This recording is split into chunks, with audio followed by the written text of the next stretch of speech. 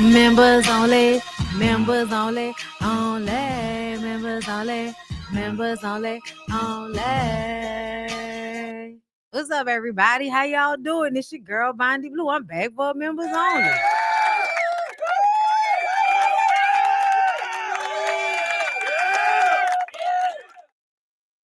So,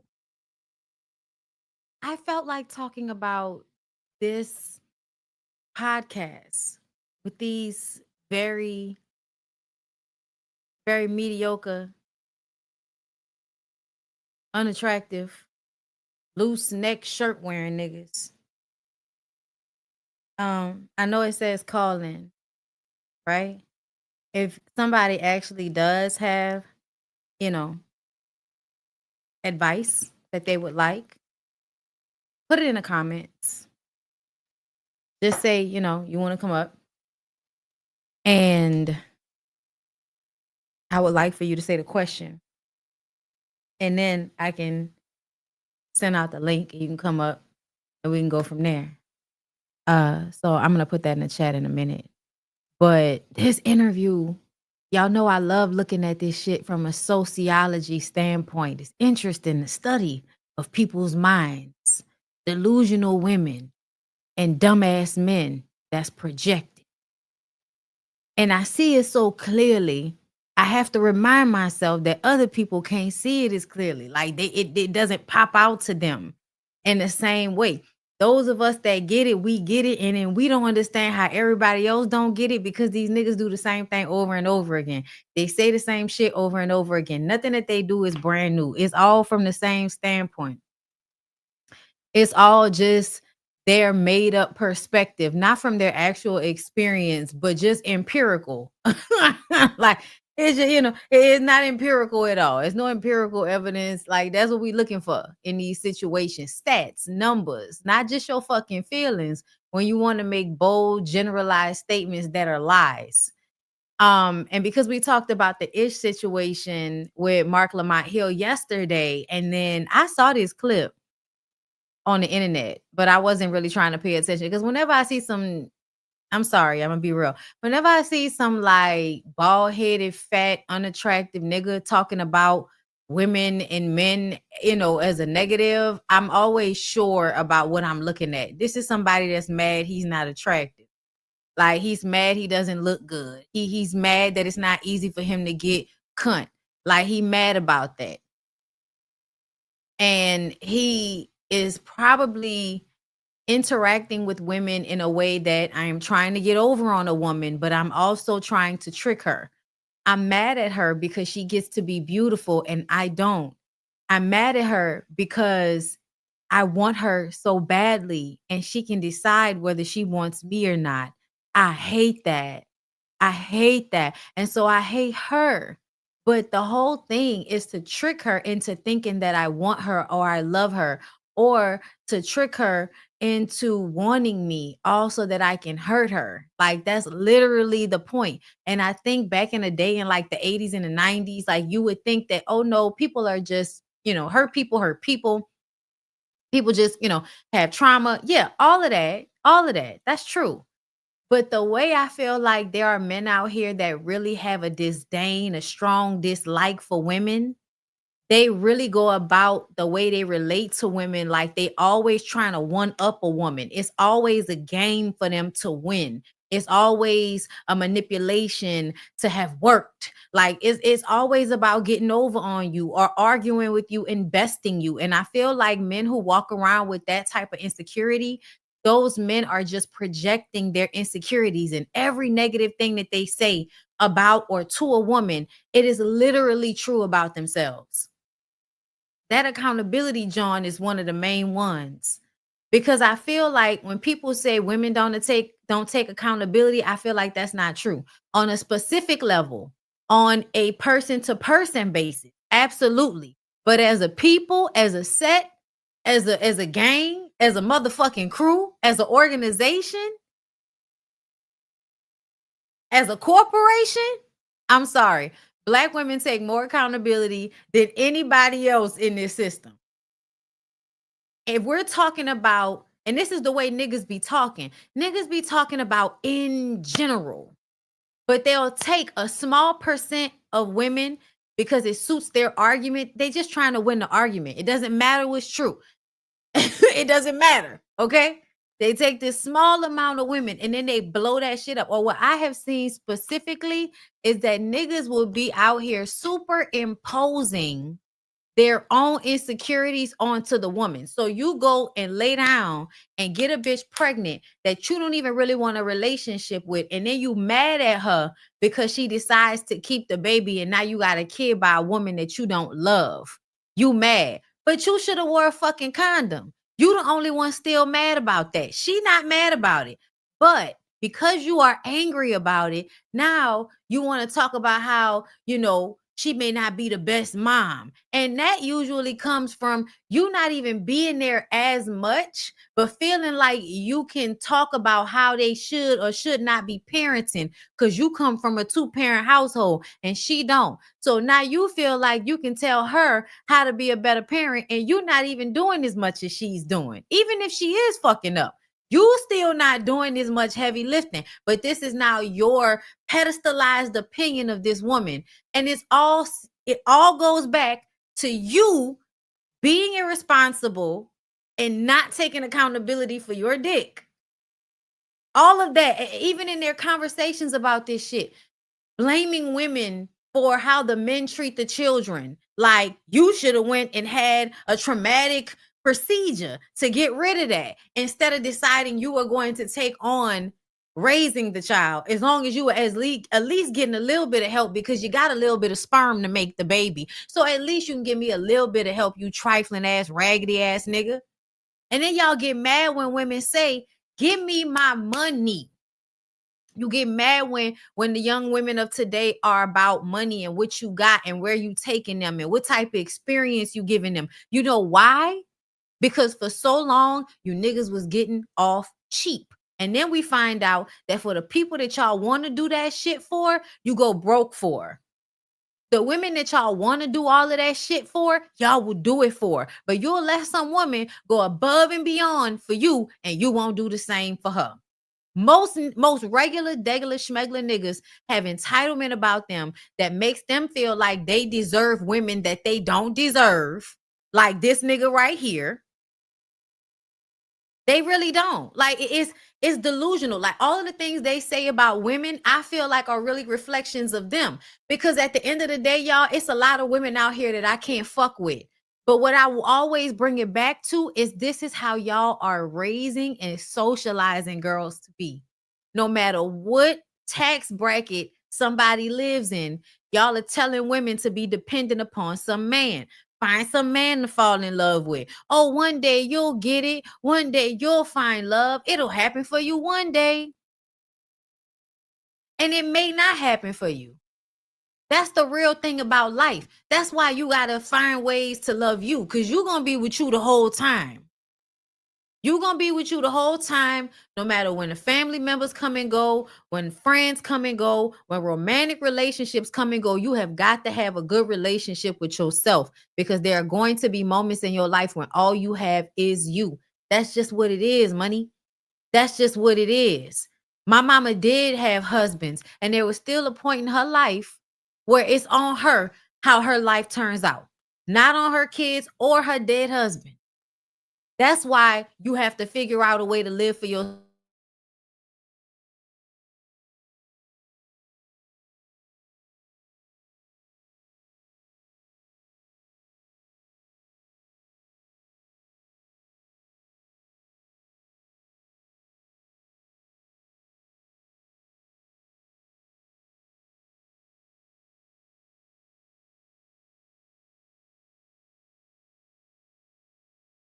Okay, I can't tell what's going on, y'all. I was fine a second ago. Hold up.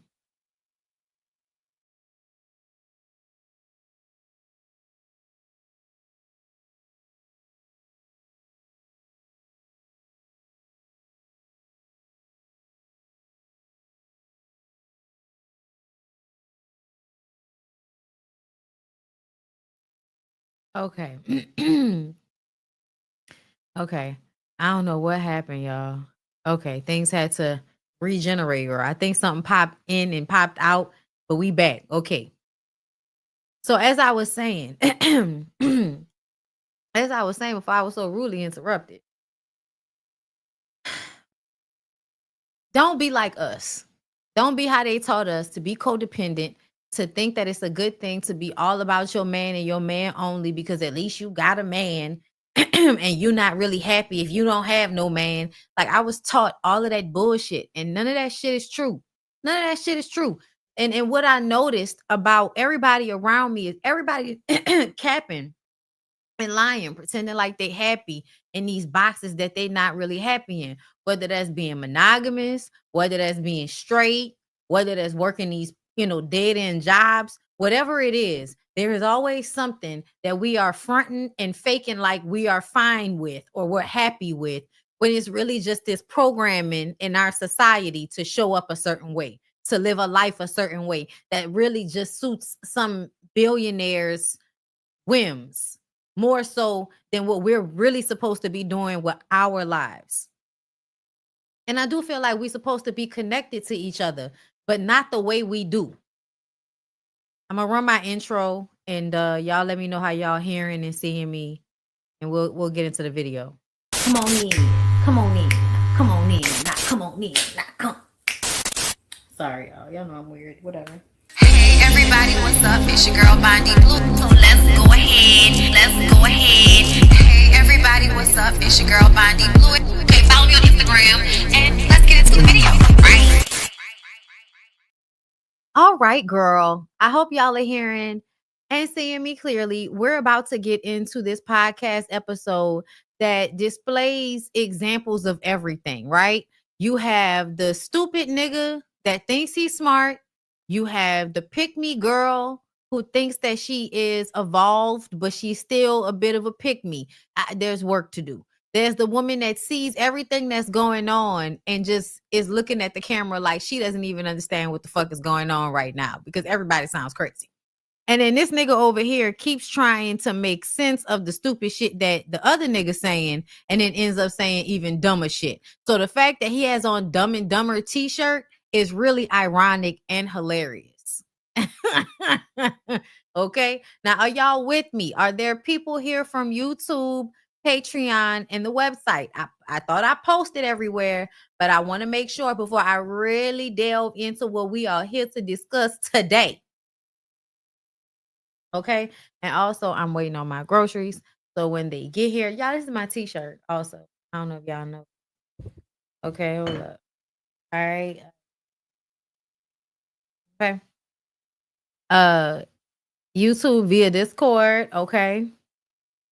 Thank you. Thank you, Kai. Thank you so much. I appreciate you for that.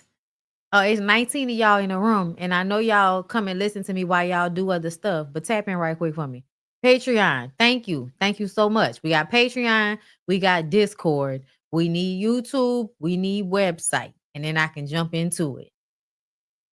Jump in, jump out, and introduce yourself. My name is Brittany, and I do YouTube.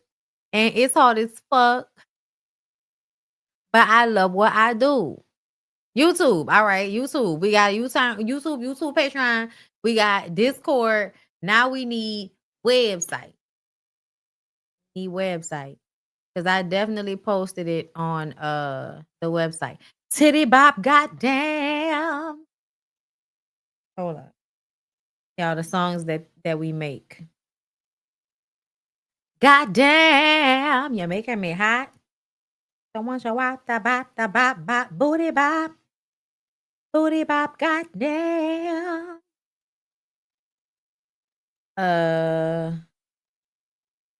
BondyBlue, MFN Advice. I think I just saw it. I just saw it. Hold up. It's time for my motherfucking advice. It's time for mine. Are you selling that shirt? I'm attempting to. But every time I put it up there, it all of a sudden becomes unavailable. Okay. No, I see the website. I see the website. I see it. I see the email that was sent. So everybody should have got it. But y'all know how people don't be paying attention to the email, girl. They don't be paying attention to the email, girl. You need the link? All right. I'm about to send it. Okay.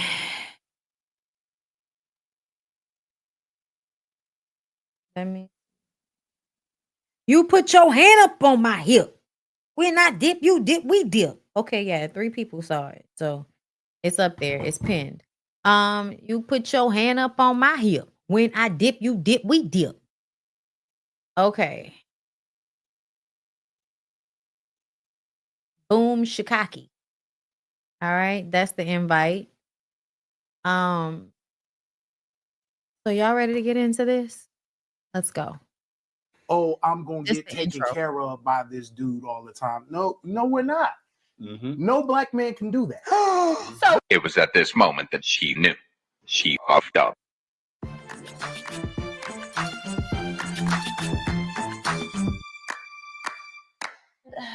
Yeah, we might have made a teensy tiny little bit of a mistake.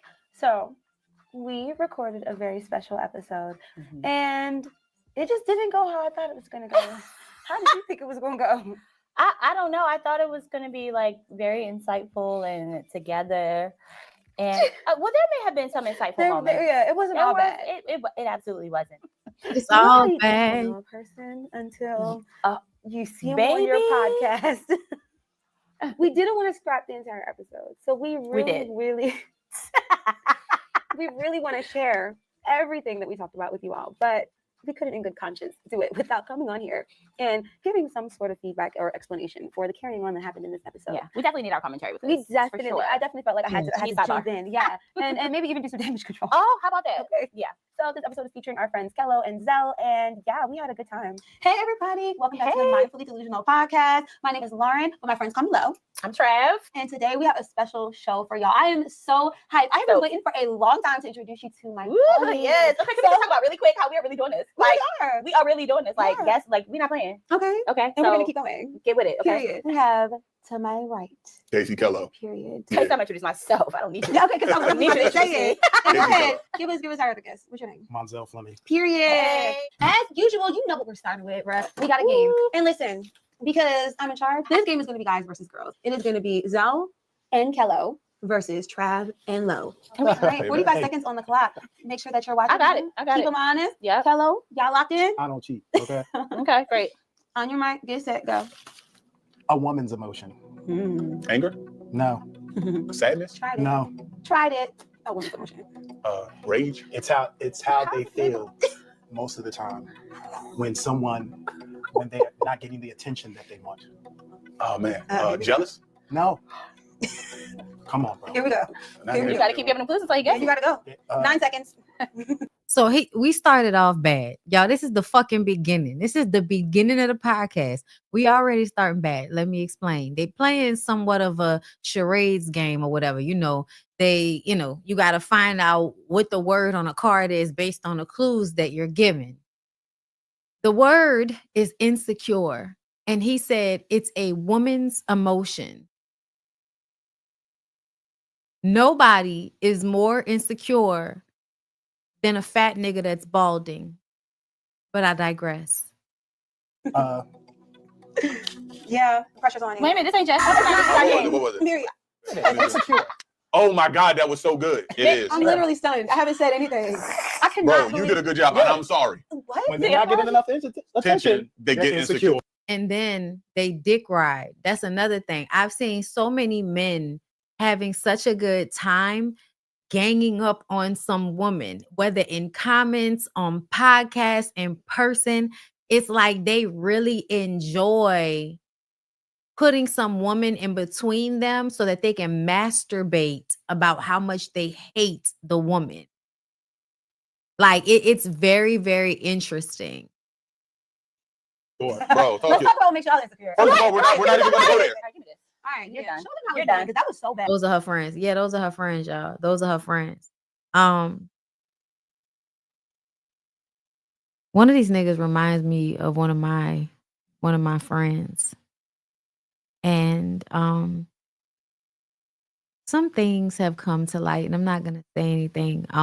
But people tell on themselves if you let them talk for long enough. If you're around them for long enough, they will reveal themselves.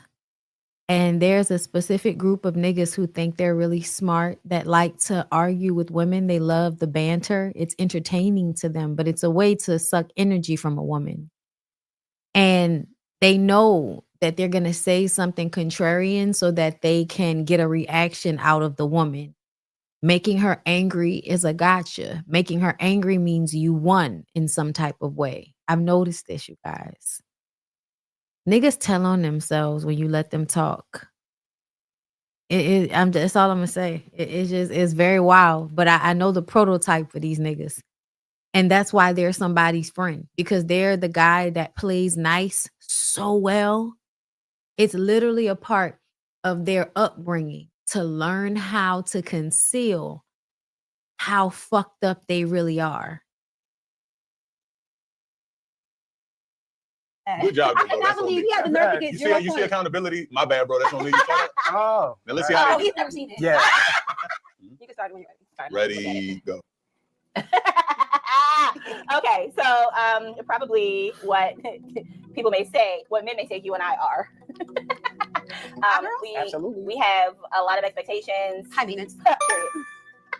Keep going, we keep going, we keep going. Oh, y'all still going? Like, keep All right. going? Okay. All right, so it's the opposite of the red one. Green flag. Yep. Hey, period. Okay. Yeah, easy ones. Oh my gosh, Yeah, these this types ain't of gonna be people. So I want y'all to peep how what also happens is that when they play this game, the women are winning because the women are better at the game.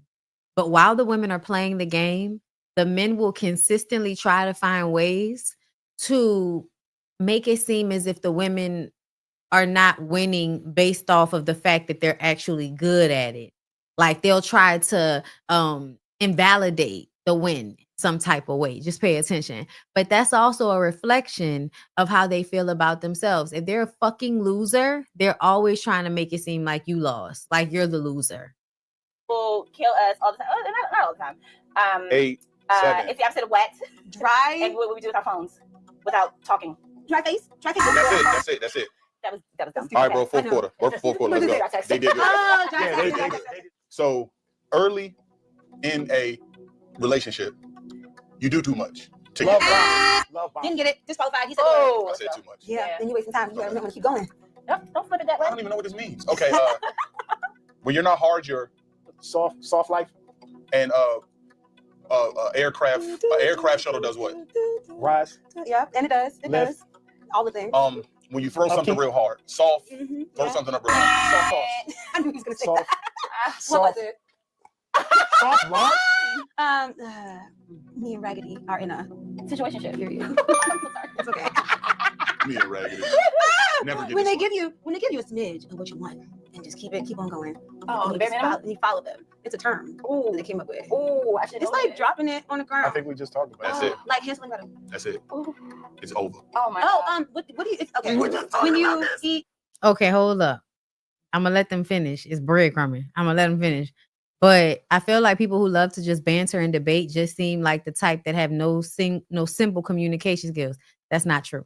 Sometimes it is, like your issues, people who are stupid. And so they employ the same tactics because they're just trying to win an argument. And so they stonewall, they ignore, they gaslight, they do childish shit. They do a number of pattern things that most childlike niggas do when they can't win an argument intellectually and they feel stupid because the person has proven that they're stupid, right? By the way, the argument is taking place. But there is another group of nigga that is smart and does this.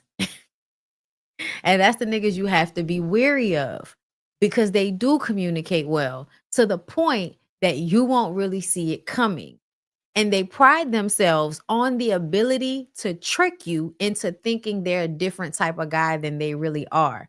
Men really do view everything like a game. And that's why they use sports metaphors all the time. Y'all ever notice how much men in, you know, anywhere will come. If they're trying to prove a point, they're going to employ some type of stupid fucking sports, you know, metaphor, as if everything in life is a game. That's letting you know how they think. They think everything in life is a game. And there are ways to, you know, loophole the situation. And a lot of niggas feel like when they pretend to be kind, when they pretend to be nice, they're loopholing it. And then sometimes they feel like they're not getting enough after pretending to be nice. So then they get angry when they don't get what they want. This is not just men who do this, but at large, this is a nigga thing. My family likes to debate. It's a power play. They intellectually arrogant and need to dominate. Yes. Yes. Absolutely. And I feel like when you actually are intellectually like dominant, you really don't have these arguments to best people. You have them for information's sake. Because like me personally, I don't like being wrong, but I also don't like being wrong. Meaning that if I am wrong and there's new information to consider, I'm going to open myself up to consider that information. I'm going to try to see both sides of a situation simply because I know I'm smart enough to know that I don't know everything. The people who don't have that, those are the people that really aren't that smart. They believe some shit because of a feeling, because of their emotion, not because they've actually seen evidence of it. A sandwich. How do you make a sandwich with what? With lunch meat. And what else? Mayonnaise, And what is lunch meat put on? Bread. Yes. Bread So, pudding. yes. Yes. Ooh. All right, because they're gonna get that one. Okay, can we get that one back? No, it's trash. He saw it. All right, are you ready? 1, 2, 3, go. Let's go. All right, it's what they The reason, tell your son, the reason why I know that is because, like I keep telling everybody, my best friends growing up was dudes. I really spent a lot of time with my dad and my dad's friends. Like I spent a lot of time around men. And when I was coming up, my favorite cousins were my boy cousins. Like that's just how I grew up. So when you are somebody that learns how to blend into the background like I did, people say shit around you and they forget that you're there, or they don't perceive you. Because I dated women, especially in high school, I was considered one of the boys because I liked girls too. Even though I'm attractive, I have a certain level of masculine energy that's hard for some niggas to take. So they liked for me to be their friends because they knew they couldn't take me in a romantic manner. But being my friend is almost just as good. Is because you get to soak up my energy. But I also am somebody that you could be around and mac on women with. And I'm going to give you perspective. I'm going to teach you how to mac better, basically, which is what I did with one of my really close friends. Like I would give them the game on women and they would unintentionally give me the game on men. Like that's how a lot of our back and forth would go. But this is me realizing at some point that I'm different from a lot of women because I don't that rest in my feminine shit. That's not my way. That's not my way. To be feminine to me is to be comfortable. To be comfortable is to be safe. And if I know that the only way I can really be safe is if I secure myself, then that's the only way I'm going to be able to be my happy, bubbly, feminine self is if I'm secure. So I've always known secure yourself. And that way you can always be who you are. See? They describe someone who has an attachment, who has too much of an attachment. Unavailable? No, has too much of an attachment. Stalker? And is very needy. Attention seeker? A very needy man. A cuck? You missing some A clues. very needy man. You missing some clues. That's always running back to his Y'all not very good at this. Attached? Mama's boy? yes. I was thinking codependent. Like I was thinking codependent, but he meant mama's boy. Oh, that was Okay. a 3. A very promiscuous man. All right. Time's up. Okay, you ready? 3, Y'all 2, did not good. 1, Right. go. Okay. A player? Oh, I mean, so it's not the green one, it's the Red flag. That's way Y'all too just easy. used that. That's way too easy. You're a hater. I mean, I Come can. on. All right, We can't- there's a popular book that talks about the way that you, The 5 love languages. which one of them? When you're Physical touch? giving. Oh, gifts. Nope. Gift giving. One more. Acts of service. Yes. So when somebody is very up on you real bad. Over. Next time. We got it. Give it shit. It's over. No, it's not. You stopped it in 1 second. Okay, my bad. You got plenty. Ready? All Go. right. Look at the way he cheating and shit. When you see somebody with somebody else and you get mad. Jealous. That's not the word. the words you said plus what you do with your eyes. The entire word. Jealousy. Oh, that was good. Okay, when you tell them something but you don't mean it, and what you put in your car plus what are we looking at right here? Gaslighting. A woman who only wants you for what you can give her, and that's all she about. She don't want no relationship. He said it at this. Gold digger. Let's take this quick little victory lap. Right. Okay. And you got 45 Okay, seconds. I'm gonna play with it a little bit. Okay. Them niggas is low key mad that they lost that game. I just want y'all to know. Like they pretending like they not really mad. Like we're gonna perceive it like, oh, they're just, they're pretending. No, them niggas is a little hot. Let's go. 3, 2, 1, go. Okay. We must need all 45 seconds. Okay, let's go. What is it? Well, he wants more, but he gets put here.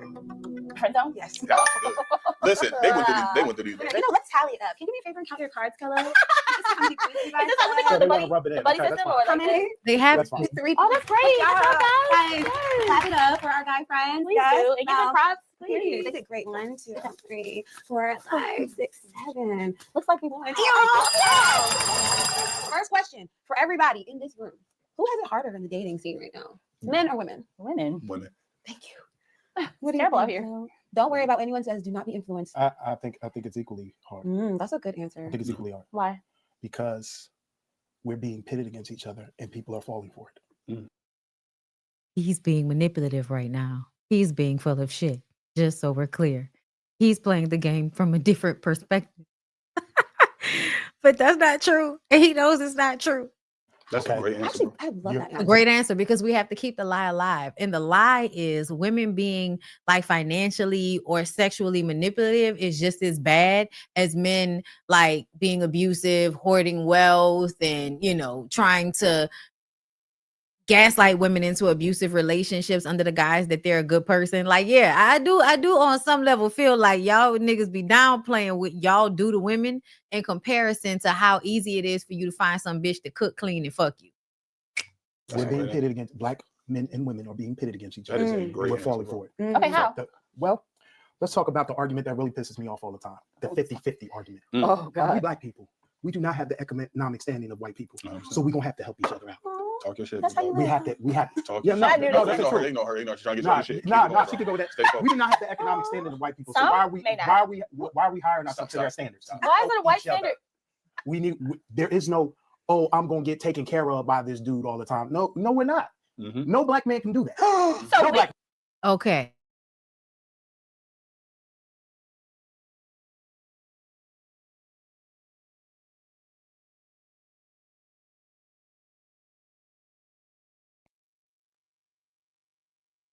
Yo, I'm gonna need a new streaming service at some point.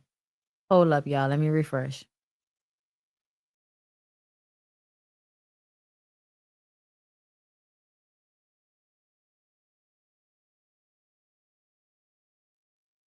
So, as I was saying, this nigga is taking a truth and spinning it so that he can make his point. Because the truth of the matter is that's not true. I didn't grow up in a 50-50 household. My mom worked, but my mom worked because she wanted to, first of all. Second of all, my dad paid most of the bills. Like that was understood. And he paid for other shit too, like, vacations and cars and the insurance and all of that. Like to this day, my mom is taken care of through my dad working years and years and years at a company out here. Like the health insurance, she gets his check at every month. Like at the end of the day, no, like that's not true. That's not true at all. Men that have actually worked and built something for themselves with their husbandom, because that's what being a husband affords you. When you can prove to corporations you got a wife, you can eventually, you have family and all of that. You can eventually get to a certain level where you're some type of manager, meaning that you are in a situation where you're making upwards $100,000 a year. You can absolutely, especially in the 80s and the 90s, take care of a family on one salary. I grew up around it, so I know that it happens. It's not as much as as there are people. It's way more poor people. I tell y'all that all the time, especially now. But like my parents' generation, which are boomers, you know what I'm saying? Like my parents are boomers. Like my dad was born in 1948 and my mom was born in 1957. Like my mom worked because she wanted to, but not because she had to. I understood that. Like I understood her working was my dad not being misogynistic, because he could have controlled every other thing and her money was her money. Like her money might have paid for, utilities here and there, but it was always like he didn't really want her to do it, but she wanted to do it because she didn't want him to feel like he had all of the power in the situation. And when you pay all of the bills, you have all of the power in the situation. That was her way of kind of leveling that off, even though it really wasn't, because my dad was still like domineering and controlling, like it, and she allowed for it, right? I'm resting in my feminine. I'm being taken care of. But like my dad helped my mom financially with her business when she needed it. Like, yeah, nah. I don't know what world these young men grew up in. But as it pertains, and I say it all the time because it is true that most Black people did not grow up in those traditional household type situations. So for instance, my dad didn't grow up in a household where his mom stayed at home and his dad worked. They both worked. They both worked. Same thing for my mom. Her parents, both of them worked. Their generation was like the richest. I feel like their generation was the richest generation because they was actually able to make money and have nice homes and take vacations and have savings and time. Like the 80s, the parents of the 70s, 80s, and 90s were making the most bang for their buck in comparison to the generations that have come after them, which is us, the millennials. And they've been kicking our ass since we got here. Okay. Ever since the Bush years, ever since, for real, economy wise, ever since the Bush years, we've been getting our ass kicked. But at the end of the day, if a woman wants to be provided for in that manner, there are men who will do that. There are men who will do that. So telling a woman that she should not expect that when she can go find a man who will give her that, like, no. I feel like if that's what you want out of life, homegirl, you need to go and find that. But I also feel like just as a person, it's most important to be able to take care of yourself and not depend on any other grown person, because that's just not feasible. People die, people get sick, people leave, people just don't want to do it anymore. It's a lot of stress. It just makes more sense for everybody to have something that adds to the pot.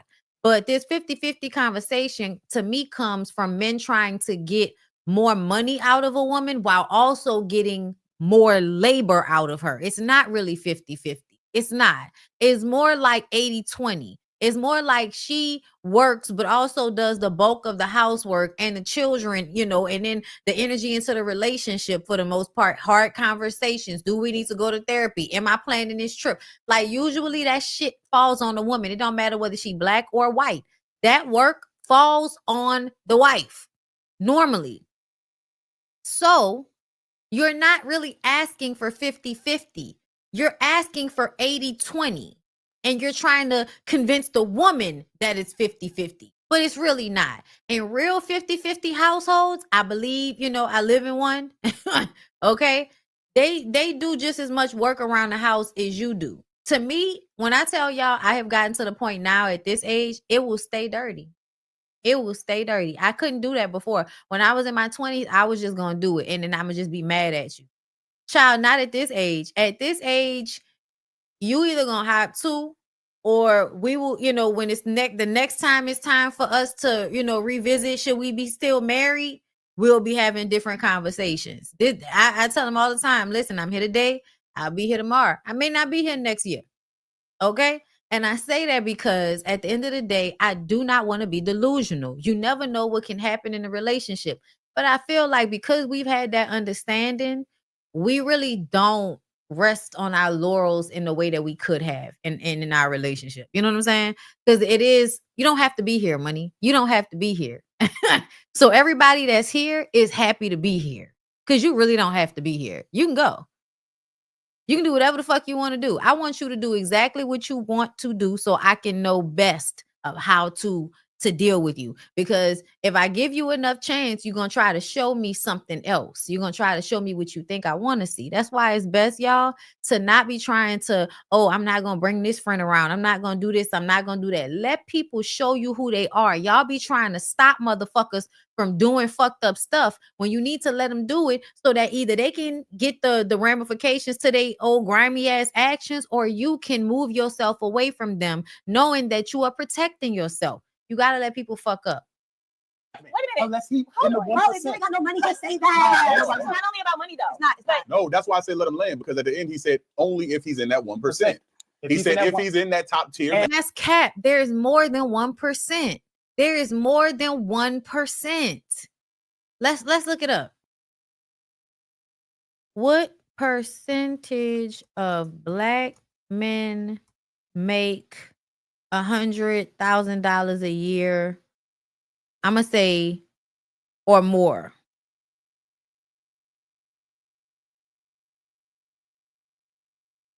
Put a plus.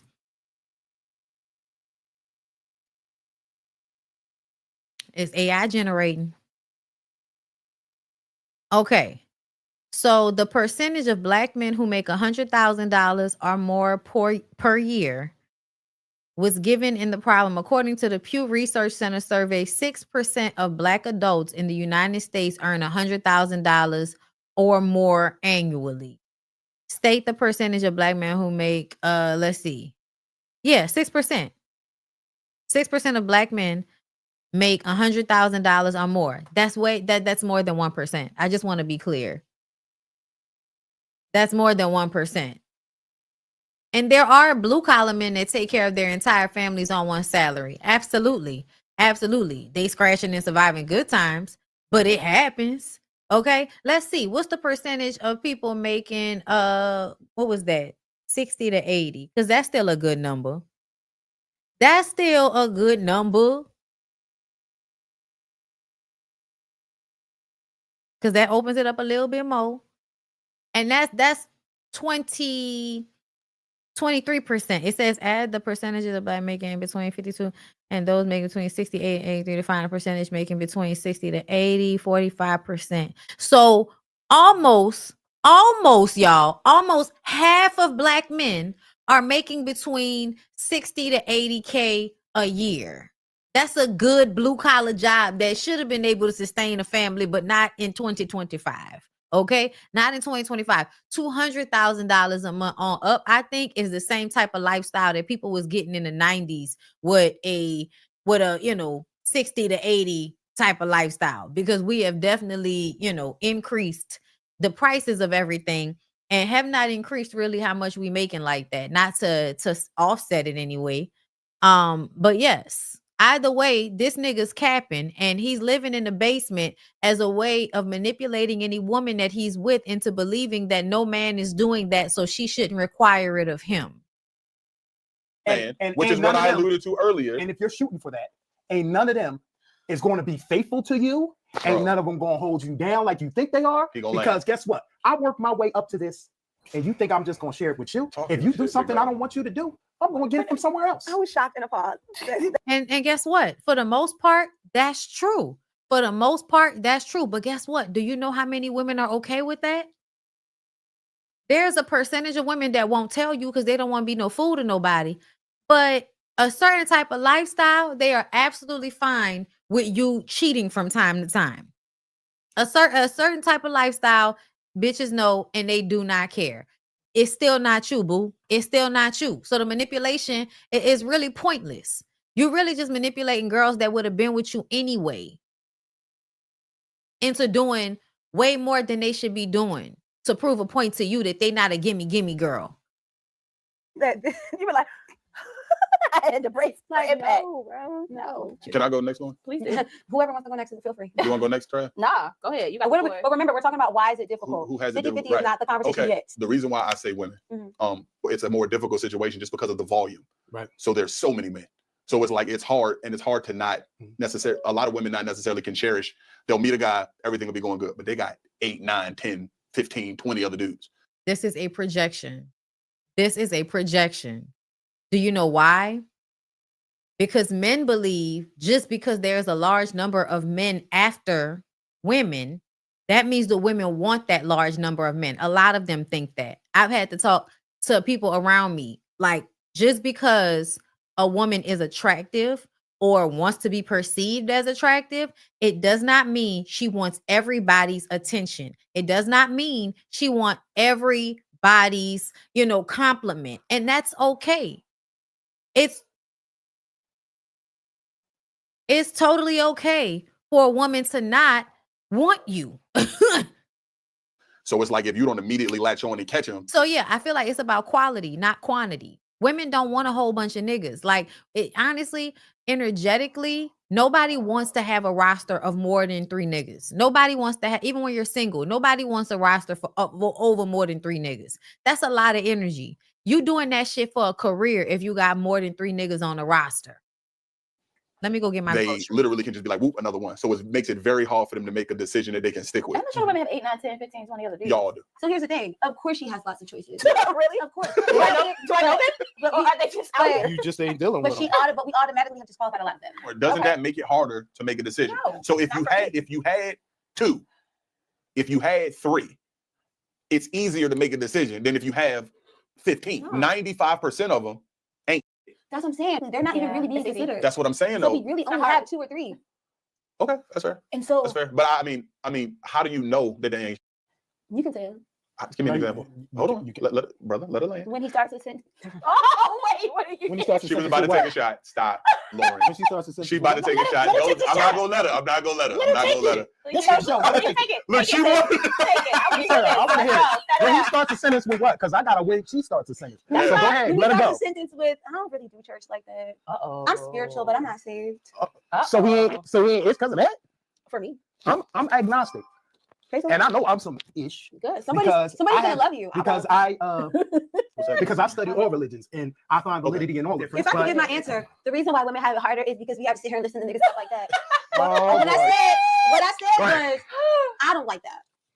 Go get your regular girl who wants to go 50-50 with you and don't love Jesus. And you don't have to give me your story. And the reason why it's hard for women in dating is because after I said, I don't want that, they still want to give me the story. Like, bro, it's all good. No, let's go to accountability because they really want to talk about this. Okay, so accountability. When you see a woman, and I'm sorry, I love you all, Don't but I'm about to apologize. say it because Lauren told me to keep it No, real. don't apologize. If we're in a situation where you look at a woman, she's attractive, she's fine, she got it together, and she's single, there is a reason that there's not a nigga. And 99.9% of the time, that reason is self-inflicted. Now they will Ooh, find how many- a bunch what's of the things that I percentage? cannot land. He Can I said- land? Most of the time, Yeah. it's because the term, like, respectfully, niggas ain't. Yep. It's respectfully, because instead of saying niggas ain't, why am I meeting niggas that ain't? Why are you in these situations always where these niggas don't call you back? Mhm, I agree with that. Why are you always in these situations where these guys are intimate with you Yeah. mhm. and it doesn't end up going the way you want to go? Yeah. Right. Why haven't you got that guy yet? That's a good. This is I'm talking when we get past 30, we get 35, we get 40, we get. Why haven't you got this dude yet? From what I've seen, anecdotal, which Yeah. means my own experience, I see 9 times out of 10 it's because of you. Women are harder to make the adjustment. So if we came up, the difference between men and women with accountability, why I say it's mostly women, is because when you come up and they say, bro, you ain't athletic, you're fat, you're short, you're cockeyed, whatever the case may be, you got to. This is not true. This is not true. Women's entire existence from childbirth is about being attractive to men and to boys. It's another projection. Everything, y'all, everything this nigga said about women is true about men. Men are allowed to be ugly because they have the power and the dynamic because of misogyny and patriarchy. That's why you can be fat, ugly, and mean and still have a woman. And in real life, very beautiful women sometimes have no prospects because of the way men think about them. She's so pretty, she must be a bitch. She's so pretty, she must be a pillow princess, Mendices. She's so pretty, she wouldn't want me. She's so pretty, she gonna cheat on me. So y'all automatically dog out beautiful women because you're angry that they're beautiful women. On some level, men as a whole are jealous of the way that women are able to use their sex and their beauty to manipulate men. And it's not really used all the time to manipulate men, but because men are not in control of themselves, instead of viewing it as them having something inside themselves that they need to learn how to control, they would much rather view it as you doing something that's triggering something inside of them. It's like, I think, no, nigga, like, I'm just being myself. You are responding to me because you feel like everything is about you. And on some degree, it is, but it's not. As girls are coming up in life, y'all, girls are always aware. That's why they call it the male gaze, because women dress based on what they think men are going to like. We're just now growing out of that, to the point that some of us wear baggy clothes because it's comfortable for us. But we have to think about, how do I show something off as not to be perceived in a certain manner? Because if they think you are too masculine, sometimes they will be rude to you. That's why a lot of masculine women who do well in life are so manipulative, because they've learned that they are going to be masculine. That's who they are. So they have to learn how to like protect themselves in that. I don't know if y'all pay attention, but they will sweet talk the draws off niggas. Oh, I appreciate that. Thank you, love. Very, very charming. It's a disarming mechanism. I know you're going to be intimidated by me because I'm not giving you femininity to make you feel safe and comfortable, that every woman that's around you is a subject to this masculine feminine shit. That's why people don't like when people live outside of these boxes, because they feel like it's a threat to their existence if you don't live in a box. And that's weird. We have to unpack that. A big head, whatever the case may be. What do they tell us? Adjust. Pivot. Bro, you a big dude, but you can get fresh. You cockeyed, you can wear sunglasses. Now, when do women ever adjust? When do they ever? Okay, let me tell you when women adjusted. When, especially for Black women. Okay, so let's jump into the traditional time period that y'all think we lived in.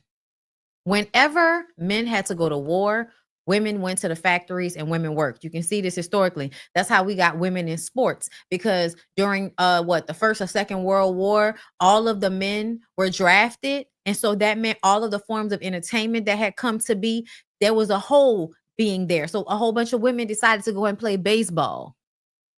Like, women have always been made to, whether they wanted to or they didn't want to, they have been made to fill spaces. They have been made to curve themselves around people. Literally, women walk around every day in life thinking about a man harming them. You arm yourself. You pay attention to your surroundings. You don't make eye contact with niggas.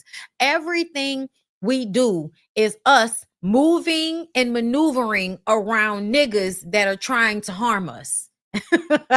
Okay, so let's get into the 80s and the 90s. We were being taught that it's supposed to be a 2-parent household. Niggas ran out on their responsibilities. What did women do? Work. They say we was ignorant. What did women do? Go to school, go to college, start making more money, to the point that they didn't need another person. Then when they started doing that, y'all told them, oh, y'all don't need men. Y'all don't need us. That's wrong too. So then what did women do? They start dating bus drivers. Tyler Perry plays and church shit is happening, telling you how to love a broke nigga. You love a broke nigga. What a broke nigga do? Beat your ass, talk to you bad, emotionally abuse you, act narcissistic because he's resentful that you're doing better than him in this patriarchy. So now you got to go to therapy because this is being framed as if it's your problem that they're responding to you like this. So you like, how do I fix it? I go to therapy so that I can try to fix it. And then I start to understand these niggas even more. And now I have to decide whether I'm going to live in this fairy tale with these stupid ass niggas, or I'm going to be real with myself. Do I take one pill? Do I take the other pill?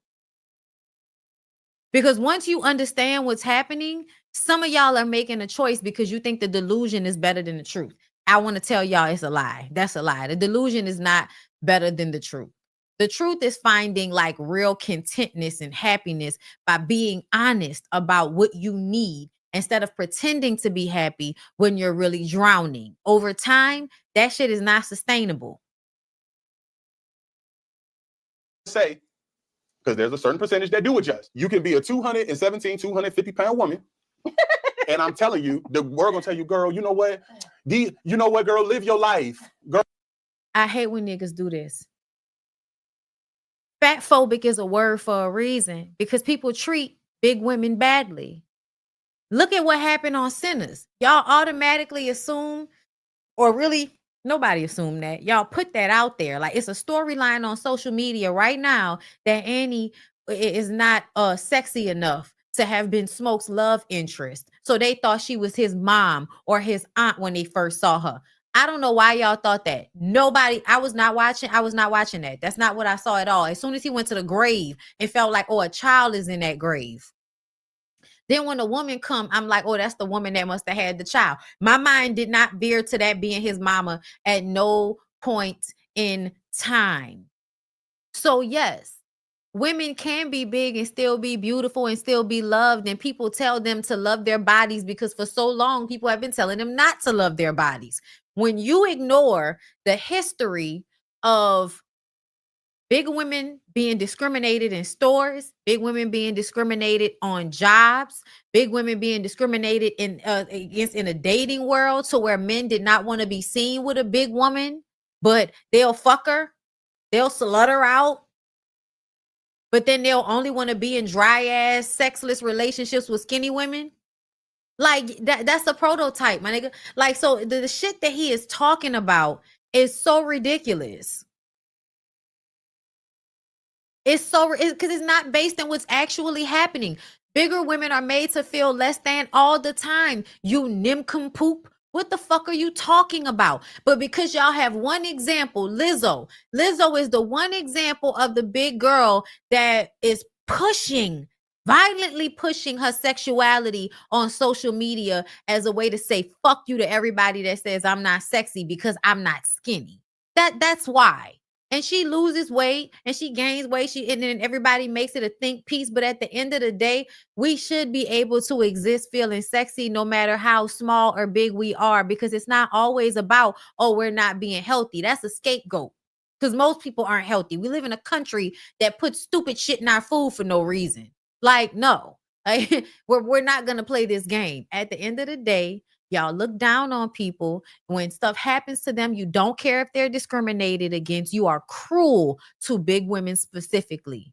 You're not cruel to big men because just because a nigga fat don't mean he can't beat your ass. But with women, you do it because you feel like that's somebody you can easily fuck over fat people.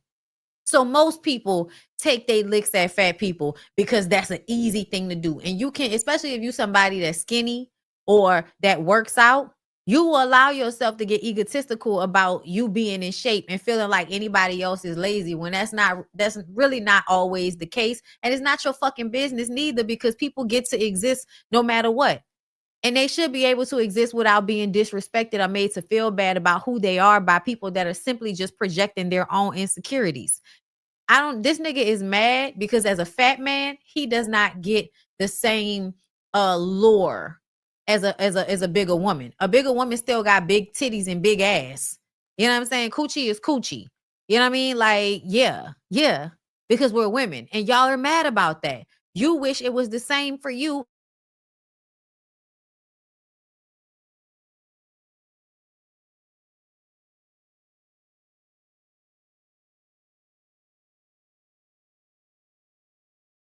Of trying, we know what it is to pick ourselves apart. This is coming from a space of trying to encourage women to not hate themselves. Whenever we're telling women, it's okay, girl, live your life, look how you want to look, da-da-da-da. That's about affirming your insides so that if you do want to change your outsides, you can. But you don't have to shit on people in order to get your point across, right? Like that's the truth. Some people need to be talked down to, some people don't. But what he is talking about is such bullshit. I'm gonna let him finish. Girl, like, love yourself, like the niggas, like whatever, right? Why are you mad about that? What they gonna tell us? Losing weight. Yeah. Oh, if you don't got this, don't even talk to me. If you don't, you know why? Because you don't have no coochie. That's why. You know why? I'm gonna tell you why. I'm gonna tell you why a woman can be fat and a nigga can't. You know why? Because a lot of the times, if you a fat ass nigga, that means you ain't got no stamina. That means you sweating and breathing hard. I'm a woman. All I gotta do is lay here. I'm coochie, nigga. I ain't gotta do all of that. I'm coochie. I ain't gotta do all that. I don't. I don't have to be a gymnast in order for you to enjoy this coochie. Everybody knows that. Y'all the ones that's got to be on top of bitches pumping, on your feet moving. You the one that's got to be, you know, making sure your cardio good so you can fuck for long periods of time and all of that. Nigga, that's your cross to bear. That's your cross to bear. That's not our cross. Stop being fucking jealous because we can just lay down. Niggas be big mad that they got to do the drilling. Do you want the coochie or not? But at the end of the day, no, nigga, you can't be fat, ugly, with a bad attitude, and you got questionable dick. Yeah, no, you can't. I'm sorry. You can't have all of those negatives and think women gonna be out here giving you grace. The fuck is you talking about? The fuck is you talking about? Even got that, don't talk to me. If I come at y'all and me with my lowering my income, because you know, and I came at you with my car and my situation and was like, bro, I only mess with Does girls. she know? Does she know? Because it was given, don't nobody know. Oh, you got to be about 5'5", 175 abs. You got to have a perfect butt. It can't lay low. It got to be like. I was a little chubby. not to me though. That is in my wheelhouse. But you got look. Me, if okay, so I'm gonna just be real with y'all. This is not to disrespect anybody. I'm talking about for me. Because everybody gonna love their fat nigga, okay? Because my nigga wasn't always like, you know, slim. There was a point in time when straight out of college, his freshman 15 was a motherfucker. But once we got together, that weight dropped like that, okay? And it was in the gym, okay? But he was also working outside. And Lyric is like a naturally tall and thin man. Like the weight seemed to be like some type of youthful thing. Because it's not like he be thinking he big, and I'm like, you really not. I don't think you see yourself clearly. You're not like a naturally big nigga. If you're not doing nothing, you're small. It took a lot of eating and sitting on your ass and air conditioning for you to be big. Like as soon as you have a job outside, you this small. Like stop it, okay? But I say all that to say, it's not about the weight. It's not about a nigga being big. Because I felt like my nigga was fine even when he was 300 pounds, like 280. He used to be like about 280. Okay. And he tall. Y'all know Lyric like 6'2". So that's fine. If a nigga carry his weight good, nice personality, good mouth, good teeth, know how to fuck, we're not gonna have a lot to argue about. I'm gonna overlook you being a little big. I'm gonna overlook it. Because you got a good personality. Women can do that. Men cannot. They either into it or they not into it. That's just how men are. Women can overlook shit and fall in love with the other parts of you. We can't. It's a special trick that we do. However, I say all that to say, if you a man talking to me, and I don't give a fuck how I look, I'm looking at you. I don't care how much money you got. If your stomach is hanging off the side of your body and it's touching your hip,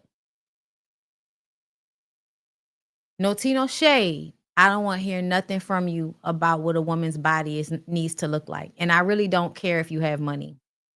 I don't. I think that's irrelevant. I think you having money is irrelevant. If you are fat and out of shape, and you are so out of shape as a man that now you have hips, and this is a very specific type of fat, y'all.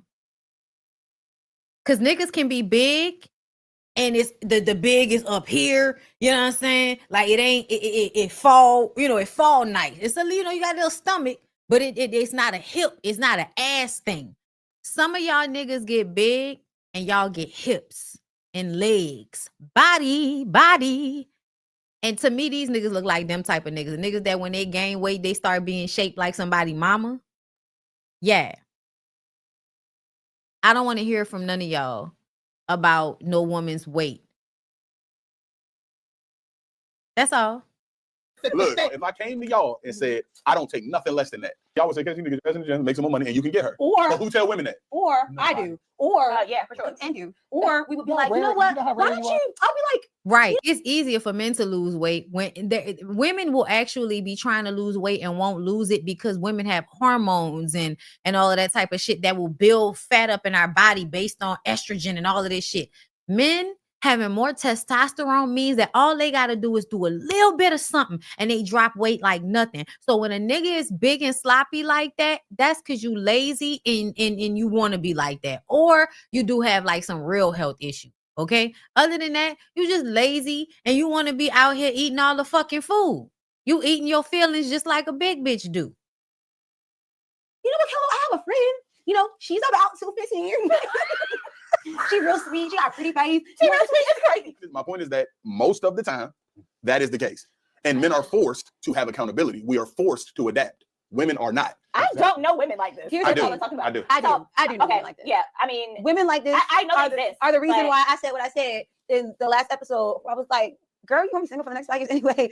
Get yourself together to get the man you I do. want. for sure. Okay. I do Or know be for a happy fact. with the I man do that you know for a attract. fact. Dawn agrees with that. Yeah. Absolutely. The only problem about this conversation is that is one very particular form of Yes. accountability. That's not the main problem. Yes. I was like, this That's accountability problem. No, that Oh, it's actually just has a nothing to do I mean, with the type of accountability. we're talking about dating. We're talking about Well, like, what type of I don't take accountability accountability for the fact that I don't have a job. I want to Yes. hear this. That's because as it relates to how we relate to each other, because that's like pre-dating. Mhm. You ain't even gotten in a relationship because you can't get pretty double-minded. You know what I mean? Mhm. I'm talking about you done got somebody's attention, you done got somebody on the hook, and every time they come to you with a problem or they ask you, can you see things from my perspective, or can you maybe change something for me so that we can be more on the same page? You're like, no, I didn't even do anything wrong. What? It was him.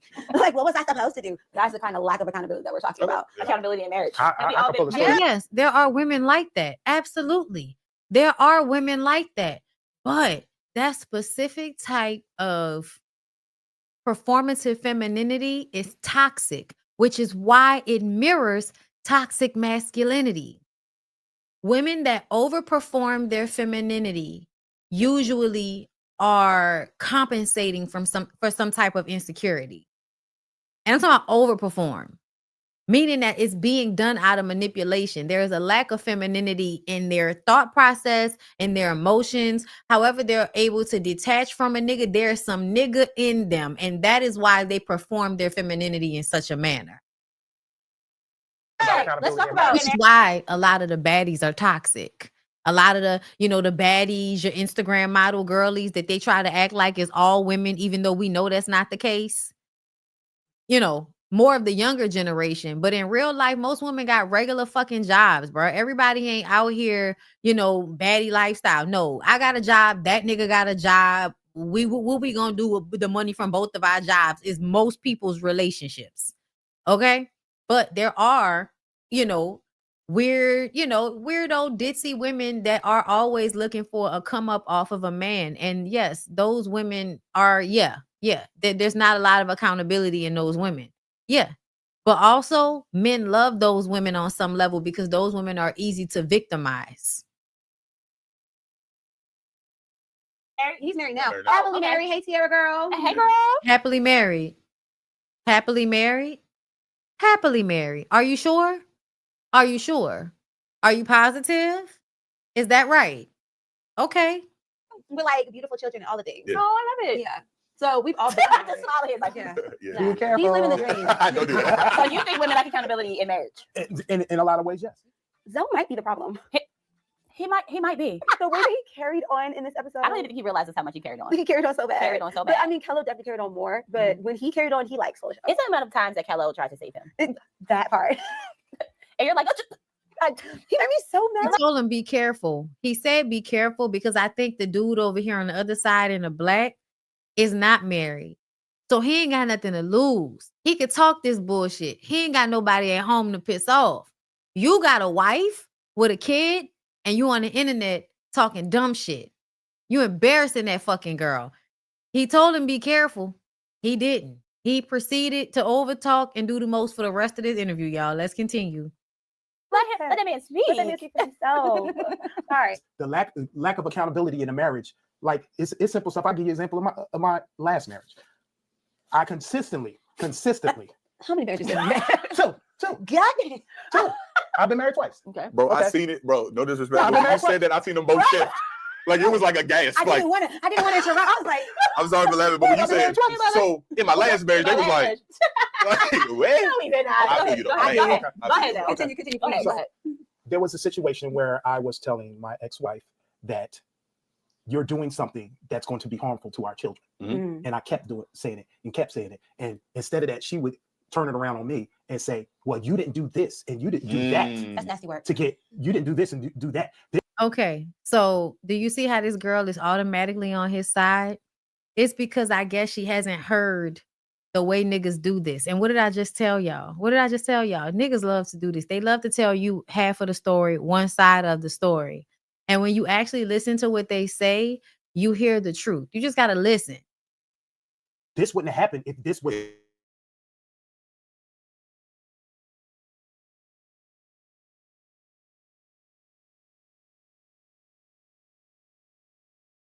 are so inward and self-centered and worried about what you got on. You're not even watching our kids. There you go. Mm-hmm.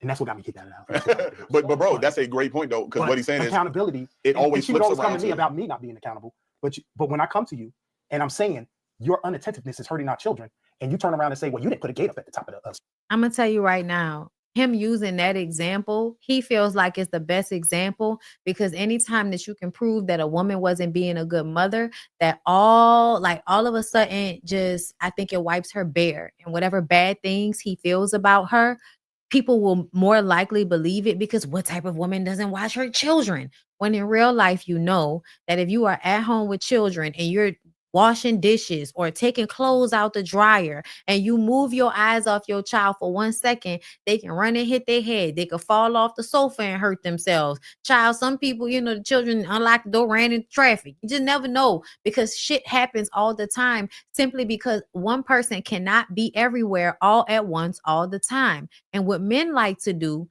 is do no real work whatsoever. And then if something bad happens, they can turn it up and have something to use against their wives. Y'all, I was watching the first season of this show called Why Women Kill on Amazon Prime, and it was so good for a bunch of reasons. But one of the main storylines was that this woman's daughter had died, and her husband basically berated her and told her that it was her fault that their daughter had died because she didn't lock the gate, and it was all her fault. This woman carried that guilt with her throughout their entire relationship, to the point that she would give him grace about the way he was hurting her, cheating on her, because their daughter had died and it was her fault. One day, she finds out that he was fucking his receptionist. And when she and their daughter came home early one day, he had failed to take out the trash. So she goes and she pulls the trash can in, and then she locks the gate and goes inside. While she's cooking, her daughter must have been in the front yard playing with the ball. The gate was open. The ball goes out into the street. The little girl runs behind it, gets hit by a car, and dies. The man, for the rest of the marriage, blames his wife as if it was her fault, even though that night the receptionist called him and told him that she thought that she had left it open when she ran out of their house. While the wife, I saw that episode, and her revenge was sweet. Oh yes, it was. It was smart. It was so smart. When she talked about wanting to be a pianist and him saying that she wasn't that good, and she sat down at that piano and played a concerto, I was just like, bro, these niggas is terrible, bro. But that's the type of shit niggas do. I literally feel, you know what I'm saying, whenever some man is telling me about how terrible his baby mama is, I never really trust his perspective. I never really trust what he's saying, because I have literally watched niggas have their kids for 2 days out the week. The woman got the kid every other day. He got the kid 2-3 days out the week. And now he feel like she not doing enough with the child for the child's education level and reading level. The baby not talking like they supposed to be talking and all of that. And instead of you picking up the slack and doing what needs to be done, you would rather take it to her and complain about it and make it so that you have something to be like, see, bitch, gotcha. And so then when they mistreat you, or when they decide not to be fair or be a partner to you the way you are to them, they can always bring up something you've done. I think niggas like to collect moments when they felt like a woman was wrong about something, because they can emotionally blackmail her with that. And to me, that man blaming that lady for that little girl dying, that shit was so terrible, y'all. Then this nigga, basically, it was the same situation. I'm going to let him finish. Steps. Oh, well, you didn't do this and you didn't do that. That's not holding accountability. I agree. 1 second. Are you accountable? Of course I am. But there are Did she times ask for that a gate? No, she didn't ask for a gate before that happened. Did you get her a gate eventually? Yeah, after she I said, but that's not gonna change the fact that you weren't watching our child. So if I go, hey, I don't like this, or hey, you need help on this, what the hell does that got to do with me? So instead of saying, you know what, fam, you know, you're right, I got to get on my shit. It's like, well, if you would do this or if you would do that, instead of taking the accountability for her part. Now, if she came at a separate time and said, hey, could you put the gate up now? You didn't put down the gate and this happened. Then he 9 times out of 10, I don't know you that well, brother, but I guarantee you that he probably will go, okay, yeah, you know what, let me put that gate up like that. Giving him a lot of credit. I am, but men have a tendency to go, you know what, bro, that's on me. No, Yeah. not in my experience. However, not to dig Because into all this- experiences are valid. exactly. Yeah, and honestly, I think that there is. So I think this accountability thing is about perspective, and it's always a lot of finger pointing. You know, it's easy to point the finger and say that the other person is not accountable based on your perspective. You know, and I think it just leads to like a continuous cycle of finger pointing. Yes, I mean, seriously. I agree. So, and maybe neither one of y'all were accountable. That's what it sounds like. But- I'm watching it back. I see what he's trying to do. He's trying to be accountable. He's trying to tell the story, but he clearly still really stands by the way that he handled that situation. He does. So when he said right there that he texted her and said, I know you're overwhelmed, how can you say, I know you're overwhelmed, and then still dig into somebody? Like, no, somebody who's overwhelmed needs something taken off of them, like some sort of support. Some sort of support. Exactly. That's exactly And I what it feel like, and listen, these men just don't get it. And I was thinking, like, if we No, and see, that's this young girl's problem. I don't know who this young girl is, but that's her problem. She thinks they don't get it. Yes, they do. They know exactly what they're doing. That's why I'm telling you. That's why I love having these conversations with y'all, because there's always some young girl that hasn't gotten there yet. So she thinks that these niggas are not doing this shit on purpose. And they are. They are, y'all. They absolutely are. Meaning that you don't think ahead. You do the bare minimum, and you only do shit when she tells you to do it. Why does she have to tell you to childproof the house? You the husband, right? You the man, right? You supposed to be the leader. You supposed to be the provider and the protector. So there are some things that she should not have to prompt you about. And protection should be one of those things. So if you have a baby and you have stairs, I feel like you should know, nigga, go put in some, stair protectors so the child don't just fall down the stairs. Like, you would put things in place to protect the baby off rip, because you know the mistakes that babies often make. And one of the things that they do is fall downstairs if there's nothing there to stop them. That's why Fisher Price created all of these fucking things. So y'all really be like walking around the kids store and nobody thought to do this. The woman, I can say, is probably overwhelmed. If she just had the baby, she's the one whose hormones are out of whack right now. So if she's not on top of it, I don't exactly blame her in the same way that I blame a nigga that's just waiting on a woman to give him instructions, but then wants to pretend like he's a fucking leader. You're not a leader if somebody always has to tell you what to do. You're a fucking soldier. You're a soldier if you always need somebody to tell you what to do. And at the end of the day, a lot of y'all are not good enough soldiers to become leaders. You're not. You're not. were to probably ask her, she would probably say, Yeah, sis. he wasn't helping me at all. Or, potentially, I don't know. Possibly. If he says that this is happening, like that you're being neglectful, the point of it that we get back to it, accountability. So could he take accountability for what he did? My point is yes. So if it's like the gate need to be put up, yes, right? Right. Yeah. Okay, so that's taking accountability. That's saying, okay, I should have put the gate up, Okay. right or wrong. But No. she Hold didn't on, take wait a minute. account- But you don't get to turn around and beat that lady over the head with it. And that's what I'm saying. This is how you know niggas just want to win arguments and they just want to best you and they just want to win some invisible game they're playing against you that you don't know about. Could y'all answer that But I question? may not feel like I'm neglectful. I understand. Although my but child would have hurt I understand that's the himself south. under my Okay, care. so Like, listen. think about it. But when she goes, What if the lady went to the bathroom? Like, hey, hold up, baby, hold up. Stay right there. I got to run to the bathroom. About to pee on myself. Go use the bathroom and the baby trips and falls down the fucking stairs. And now you can act like she's being neglectful and not watching her child because she had to pee and was there with a baby by herself.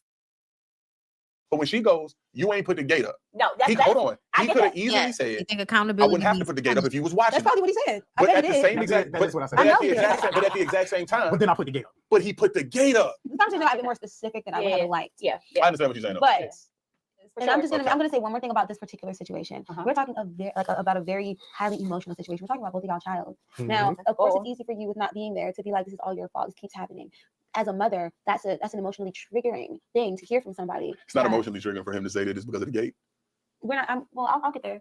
So it's an emotion. I just want to acknowledge it's an emotion. You see what I'm saying? Always trying to win, always trying to compare. When if you're really trying to listen to understand, then what it should feel like is I don't want to hurt her. Yes, I might be angry at her, but I recognize that this is hard for me and it's hard for her. And we both need to do better to protect our child. So I'm not going to unleash my anger onto her when I know she already feels bad, because I love her. I like her. I care about her. And I don't want her to beat herself up about something that I know she's already beating herself up about. That should be the thought process. That's not the thought process. The thought process is I have something. I gotta gotcha.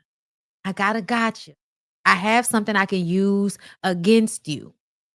That's all it is. And the equivalent to this is women who know niggas cheat and you know, kind of let them do whatever just so that they can have the you cheated on me, you're so wrong, you're so bad. And then he, oh baby, make it up. And you get to get gifts and good dick in a vacation. And it's still an abusive relationship. It's a cycle of abuse, but it's the same type of manipulation where you feel like if he fuck up, you have something to hold over him. Usually for women, it's just so that they can get these niggas to do the shit that they really shouldn't have to manipulate them into doing. Men want you to do shit that is really not fair and it's really not like supposed to be all on you, but they want to try to convince you that it is. So where I was going to get is the way that you approach her about that. Like, watch our kids. It's lacking in care. You're dealing with a woman who is dealing with things that you have never had to deal with. Right. And instead of coming in and being like, what do you need to make it easier for you? And you can still be upset, but that's the same way that we need to approach our men. Okay. Like, yeah. What do you, like, how can we make this easier for both of us? No, but we've already done that, sis. And you, and I know you probably young, so you don't know that. We already did that. My generation and the generation before, we already did that, sis. We already, how can we help? How could we help? You know what we learned? They got to get it themselves. They got to get it themselves. Because if you help them too much, they resent you. And if you help them too much, they are lazy. Because naturally, I think, you know, masculinity is a level of laziness. I don't know why. But it's like if you can get somebody else to do the most amount of work with the least amount of effort coming from you, that's what you're going to do. That's a lot of men. That's what I'm saying. Accountability is a problem, but we as a people are lacking in understanding. I think she's right. I don't either. But no, it's very rare. I'm not saying it doesn't happen. That a woman is like, the reason I'm in this situation with this nigga is because of me. Okay. 90% of the time, a man will say, I got to take accountability for the situation about why I am, or I chose her, or whatever the case may be. It's very rare that a woman say, I'm in a situation because of decisions I made. Yeah, because that's not true. That's not true at all. That's not true at all. Here's the thing though. Most of y'all are socialized to be fucked up. So you can't tell women that they should have chose better when y'all are trying so hard to lie and manipulate women. I've had this same conversation with a homeboy of mine, and they really think that them lying to manipulate you is okay, because otherwise they wouldn't be able to get what they want to get out of you, because they don't want to take no for an answer. They don't want to take no for an answer. If they did, the shit would get better. Yeah, the numbers would show. Because even in my dealings, it's just like, I'm always being told, well, why you keep choosing these women that are betraying you? Mm-hmm. Why you keep choosing these women that betray you? Because I don't know they're gonna betray me. There you go. They love bomb me in the beginning. This stuff start tapering off, and then they treat me cold, and then I'm thinking we about to fix it and turn it around. I think right now he is saying something that he does to women. He's projecting. It's something that he actually does to women. Love bomb, pretend he gonna be everything they need, and then doesn't do it, and they notice it, get upset, and you know, then you pretend like, oh, it's just gonna get better, and then eventually the woman realize you really not about to do what you said you was gonna do. To me, he's flipping it, but that's not what women are doing to him. That's what he's doing to women. PFA, get out the house, leave. Damn. I don't want to be with you no more. And I'm like, I thought we was about to fix this. Exactly. If you are calling that lady on any given day to remind her that she wasn't protecting y'all kid with no empathy for her whatsoever, I see why she told you to get the fuck out of her house and stop talking to her. I see why.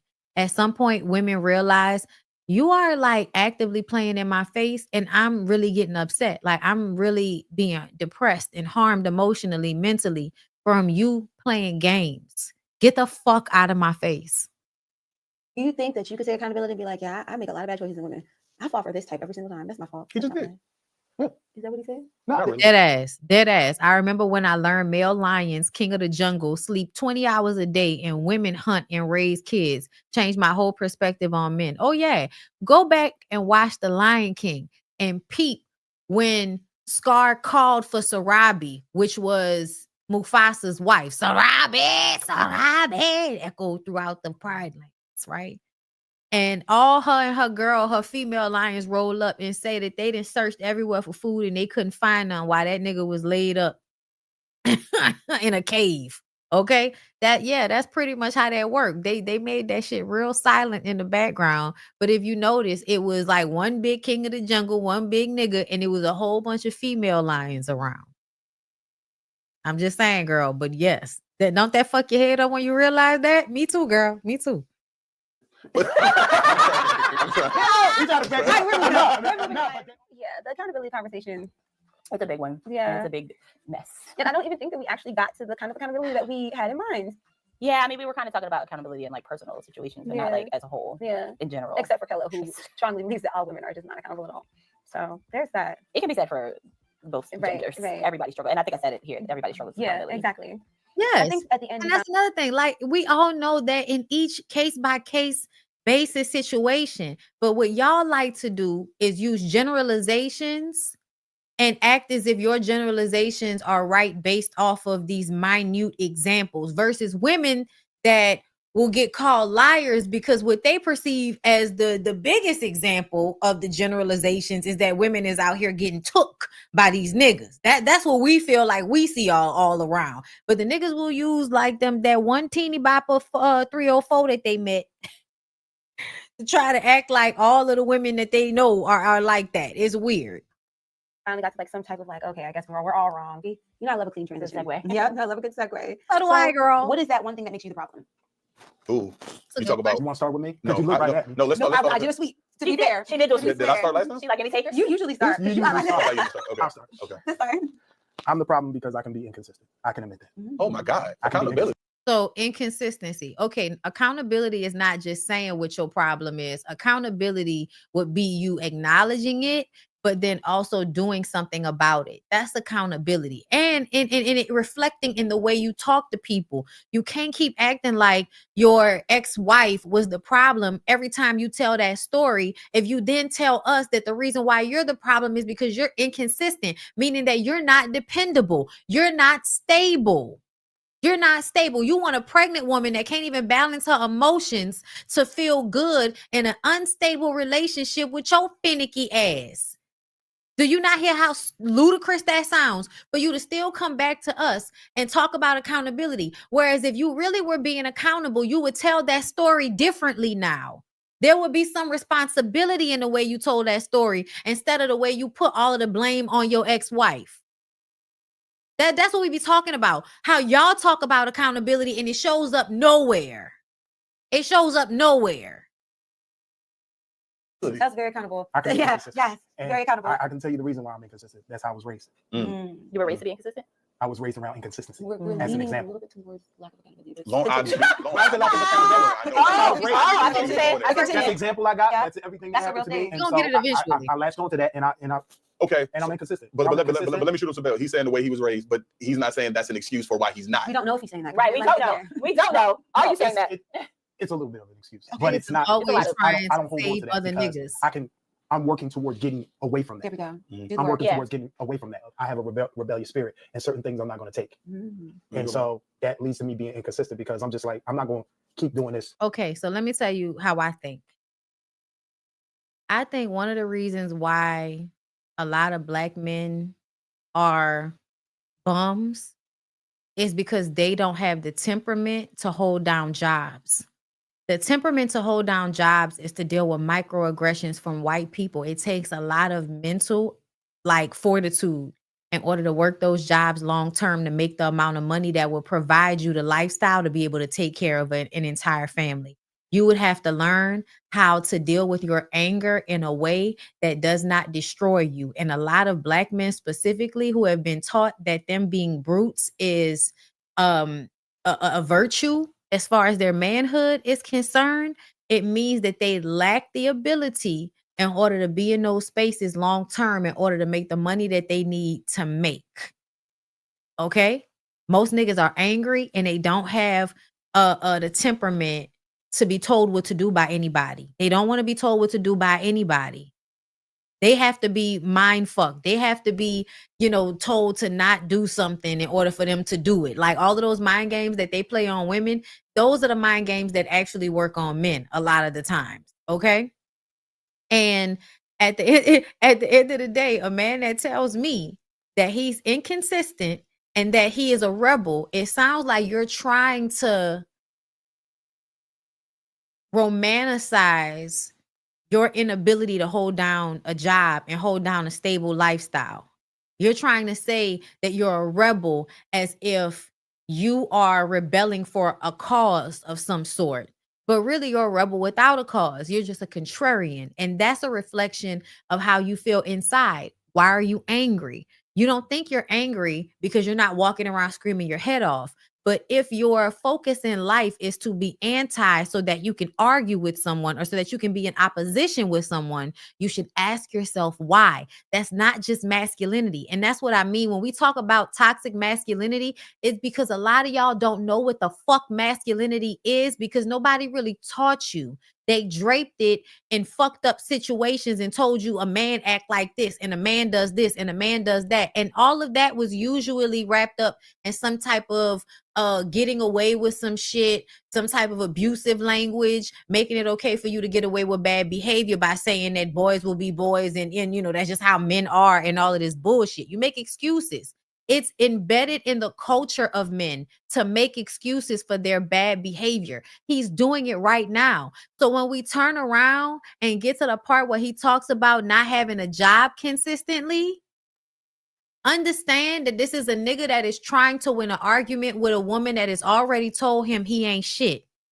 And so every woman he has an argument with or a conversation with, he is trying to win this argument with every woman he comes into contact with because he thinks at some point he's going to come into contact with a woman that is dumb or a woman that can't see his point for real. So she'll concede or she'll concede just for him to win and leave her alone. But in his mind, he's mad about the fact that whoever told him you are a bummy, inconsistent, out of control child. Get out of my fucking house. I'm telling y'all right now, this nigga is selling on himself. You have got to listen to people. And you doing that. I was perfect. You're treating me wrong. Why am I? He is saying that he was perfect in a relationship. How insane is that, y'all? How insane is that? I was thinking to myself, how am I the problem? That's a good question. How am I the problem in a relationship? I'm the problem because I can sometimes keep things to myself and shut down and internalize instead of communicating, but I do it because I fear the response. And it's because I grew up in an abusive household where saying the wrong thing or breathing the wrong way will have somebody flying across the room to backhand slap the shit out of you. So I have a hard time getting things off of my chest that I really feel sometimes because I've become a people pleaser out of fear of being harmed. That's how I would be the problem. I would do whatever it took to keep the peace in a certain manner, but then also I would be terrible with my mouth as a way of balancing that out because I knew I was people pleasing in other areas. I was conceding in other areas. So that meant that if I felt just, I'm going to walk you down. Basically, I'm gonna chop your motherfucking head off with my words.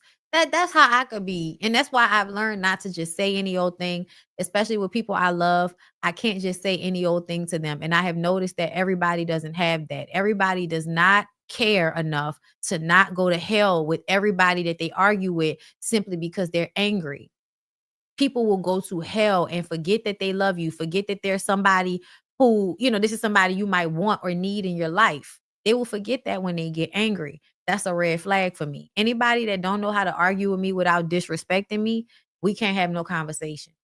And that's something I had to learn from as well. Like I had to learn how to be respectful in order to get respect from people. You don't have to say everything you know just because you know it, because people perceive me showing up to the party early sometimes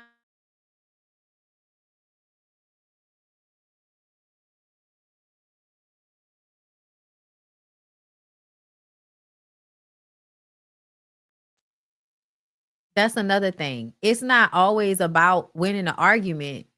If you somebody like me, you tell people shit because you want them to know, because you think the more information they have, the better decisions that they'll make. You're trying to help. You're not trying to harm. And I think when you be trying to help men, sometimes they perceive it as you feeling like you're smarter than them. And they perceive it as, oh, you trying to be smarter than me. You trying to boss me around. I'm just trying to help. Like, damn. And that's when you learn that you don't help. That's when you learn you don't help. You let them figure it out on their fucking own. And if they want to be a bum, then they need to be a bum by themselves. I'm just telling y'all, this is what I've learned. Continue being perfect and doing the best I can do. And then it starts tapering off. Right. And then I get into the inconsistency. And I should be consistent. I should blow all that stuff off. And I should, I should be consistent, but sometimes I can be inconsistent with it. I wouldn't call that rebellion. That is good. But I wouldn't call it rebellion. It's reactionary. You did not give him anything the whole time. Do you see this energy that you're giving him? We're like listening. And she his friend, so she know he was full of shit.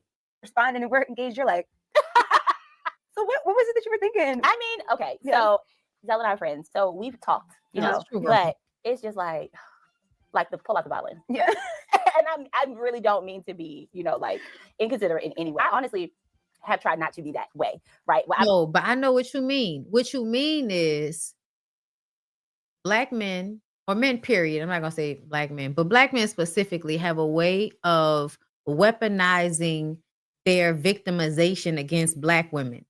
It's a very, very special type of tool to use in order to get what you want out of women. It's to convince them that your pain is so much worse because you're a Black man in this society, as if women aren't beneath men. That's why I tell y'all it's always keeping the lie alive, because there's always a lie that they're living in and calling it the truth. But I've had my moments where, like, every conversation with my friends is like, oh, guess what else happened? Like, guess what else is going on? Guess what happened? It's just like, because you want to get it out, you want to talk about it, and you want to be understood, you want to be validated. And so I totally get it. But I just think hearing some of the stuff again in this episode, it was just like, all right. Why are you the problem? You milking it. The problem. You milking Gosh, it. me being the problem. It's so hard to make it. I think I'm great, but it's okay if you don't have any flaws. That's no, I have flaws for sure. I mean, maybe I'm a little argumentative. Maybe really? I don't know. I'm trying. Like, I'm gonna tell you why she called herself argumentative, because people say bullshit around you all the time, and you have to make a choice about whether you're going to go along with their lie.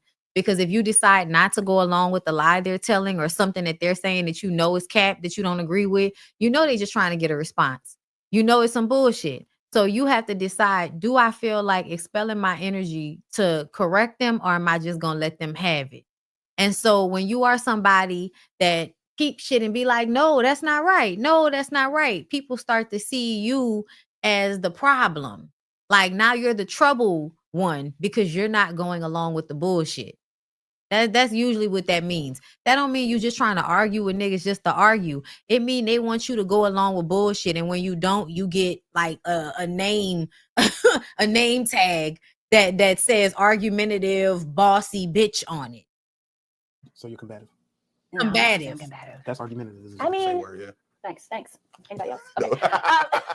You're being argumentative. That's my girl. I'm not saying that. Oh, you think I'm argumentative? No, do you think I'm argumentative? Okay, I'm like, I think argumentative and combative can be synonymous. I think that's funny, because she's like, so if you think I'm argumentative, because I'm not. Okay, so like, here's what I will say is that I think in the past I have been a little passive. Okay. And I think that's definitely an issue. Seeking validation, definitely an issue. So like accepting. So now you fight against more than what I should, because yes, I want to be validated. very worded very well. Yeah. Not upholding a standard is something that you need to be accountable for, because that makes 100%. So when you look in the mirror, it's like, bro, he got through because I did not. That's another form of accountability that niggas are mad about. A part of this accountability is women deciding they're not going to give you access to them so that they don't have to go through the rigmarole of getting their feelings hurt. Y'all don't want them to be accountable. You want them to be delusional. Y'all want women to be stupid. That's why I don't always blame women for some of these situations, because it's reinforced on so many levels. It's reinforced in your childhood. Your parents reinforce it, family members, friends, other men. Like, they're always enforcing a certain type of response whenever a woman is in a bad situation in a relationship. And I definitely feel like I can understand what this woman is speaking of, about how you try to, you spend a lot of time not standing up for yourself. And then when you start, it just really becomes a thing of making a choice in your mind. Like, am I going to fight back in this moment, or am I going to just let them have this? I know I have to start fighting back more, because the more I let people have it, the more they feel like they just stepping all over me. And that takes away from me. I'm just honoring myself as I sit here and act like I agree with something that I don't. It is emotionally exhausting. Like, not to a deep degree, but to me, as an honest, authentic person, it is emotionally exhausting for people to have ignorant conversations with me that I know they're wrong, but they want me to just accept what they're saying. And then whenever I actually argue and prove them wrong, then it's, all of this shock because I didn't just go along with whatever lie they wanted to tell. That's what she's talking about, if you ask me. Hold up my standard. Exactly. Absolutely. Yeah. Or I didn't have a standard when I met him. Right. Yeah. There you go. So, I mean- Lauren, why are you the problem? He's like, I Why are know. you the problem, Lauren?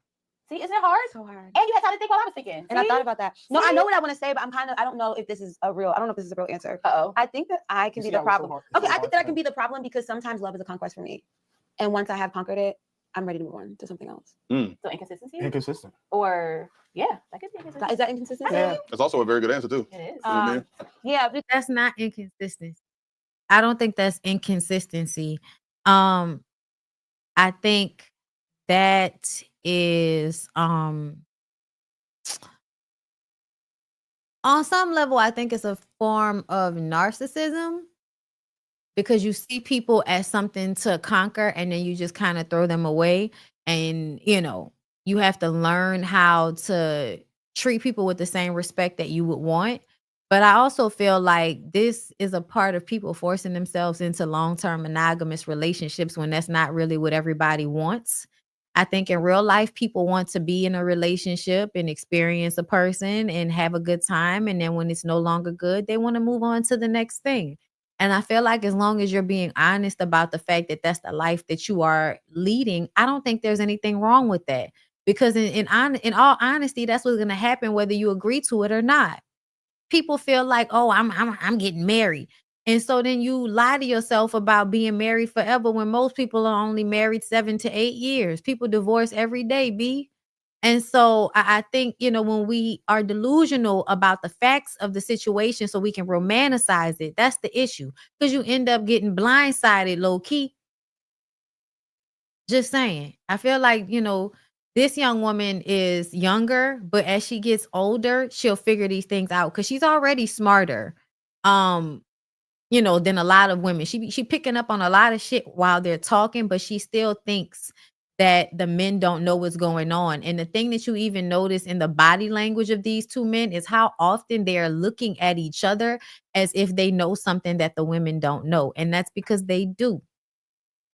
because I had a very more simple answer, but it's Some under of the them- umbrella of what you just okay, said. yeah, some of the other things I talk pretty quickly. I try to be accountable. I'm not perfect, but I make changes when you ask me to make changes, which is another component of love being a conquest. Because what do you want? I'll do it because at the end of the day, I'm gonna get what I want. Yeah. But then once I get it, it's like, need did I that want challenge. it because Mhm. you are worth wanting, or did I want it because I'm not a loser and I get the things that I decide that I want? So then I might walk away from something that I once thought that I wanted, and that might have hurt people in the past. And I think that's what makes me the problem. You And do it is that a very lot nuanced when you're answer. young It and does you're show itself in beautiful. a bunch of different ways. I thought it was good. Thank You do that a lot when you're young and you're beautiful, but also you have to be real with the fact that people want to own you. People want to encapsulate you. All of us are kind of like predisposed to want to own people that we're romantically interested in. Means I want you and nobody else can have you forever, no matter how young we are, no matter where we are in life, no matter how inconsistent relationships are. We will have this feeling like they're mine and I want them just for me forever. And that's unrealistic. I'm sorry. I think it's unrealistic. I think life is about experiences, and at different points in our lives, different relationships are going to be compatible for who we are at that moment. The idea that we should be pushing people living together forever is ridiculous. And I think we make men and women feel bad about the fact that that's not natural to them. Yes, you do need to learn discipline as it pertains to sex. But I also feel like if you give up your energy enough, life will teach you that lesson that you need to be more choosy with who you give your energy to. But I want to know what you're gonna say. Right? I pretty much say you cut niggas off fast. And you can be a dick sometimes. Yeah, I can. But it's Which like, I think was evident in today's conversation. I'm so but sorry. you can be a dick sometimes. But you, I feel like that's not bad. You should be a dick to these niggas sometimes, and you should cut them off fast. Don't waste your time and don't make them feel more valuable than they should because they get big heads and they project that shit onto women, right? Meaning, like, I know many niggas that will be conscious of how much love or admiration they show a woman because they don't want her to think too much of herself. Because if she thinks too much of herself, then she might be too far away from him to reach. Okay. So I also feel like men take women for granted when they don't have that energy. When a woman has I'ma stay down for you, I'm ride or die, niggas take that shit for granted. So as much as they talk shit about it and they want a woman that they feel is loyal and all of that, don't be. Like, I'm just telling y'all, please do not resign yourself to like forever monogamy with niggas because they will absolutely take that shit for granted and dog you out. They should always low-key feel like you could possibly go fuck somebody else. I'm sorry. They feel too comfortable. They don't do enough to keep you, and it ends up being you doing more than them doing. And that's not fucking fair. So as a woman, you always have to have an energy about yourself that nigga, you can get left. I hope you know that. but you also like your block or move on game is fast once it's like, but Lauren is one thing, and when she spot on to what I was thinking. So it's like Lauren likes a little difficulty, and if it's like if you're controllable, once you're controlled or once you're that, Lauren really will be like, once you can conquer, you should eat. I gotta move on. I used to experience that when I was younger too. I'm not the same anymore, but the way I became accountable for that. And so I had a friend that I was dating, and I wasn't really interested in her, not in that way, but I liked her. The younger me would have fucked her just to fuck her. Like, had the experience knowing that I wasn't feeling her as much, or knowing that it wasn't where, I needed it to be exactly, but I would have allowed for her kind of rushing things and me just wanting to like, have the experience for the plot. I would allow that to create a dynamic where I've now made somebody feel like I could give them more than I can really give them. How you are accountable and responsible for that is once you recognize that you're not fully into the person, let them know and give them the option to still fuck with you as a friend or to just go ahead and go about their way. Don't waste their time. It may not always be what you want to do because niggas just be wanting to fuck people, but it is I feel like the integrity thing to do, the respectful, right thing to do is to be honest with people and give them a choice on how to handle you. And you have to deal with what that looks like for you. You know what I'm saying? But I feel like a lot of times niggas don't like to be that type of accountable. You don't want to be that type. You don't have that type of integrity. Just don't. Yeah. I'm so sorry. I'm gonna answer a question now. But I have an excuse. Yeah, you do. I have all brothers and men. Sounds like a lack of ability. It is. So listen. It is. That's why I said it. The reason that I'm the problem, I feel like, is like I don't really compromise. A lot of the time, it's hard for me to change. That's good. So it's like Lauren always preached like, "Hey, you gotta relax." Meeting her, I was under the impression all the time that I have to 100% say and be honest about everything I'm thinking, because if I'm not, I'm being dishonest with my partner. I'm being dishonest with myself. But bro, that's not the reason why. You're lying. That's not the reason why. If you have been dishonest and somebody has made you feel bad about it, now I'm going to be so honest that they're going to wish that I wasn't so honest. You're doing it out of spite.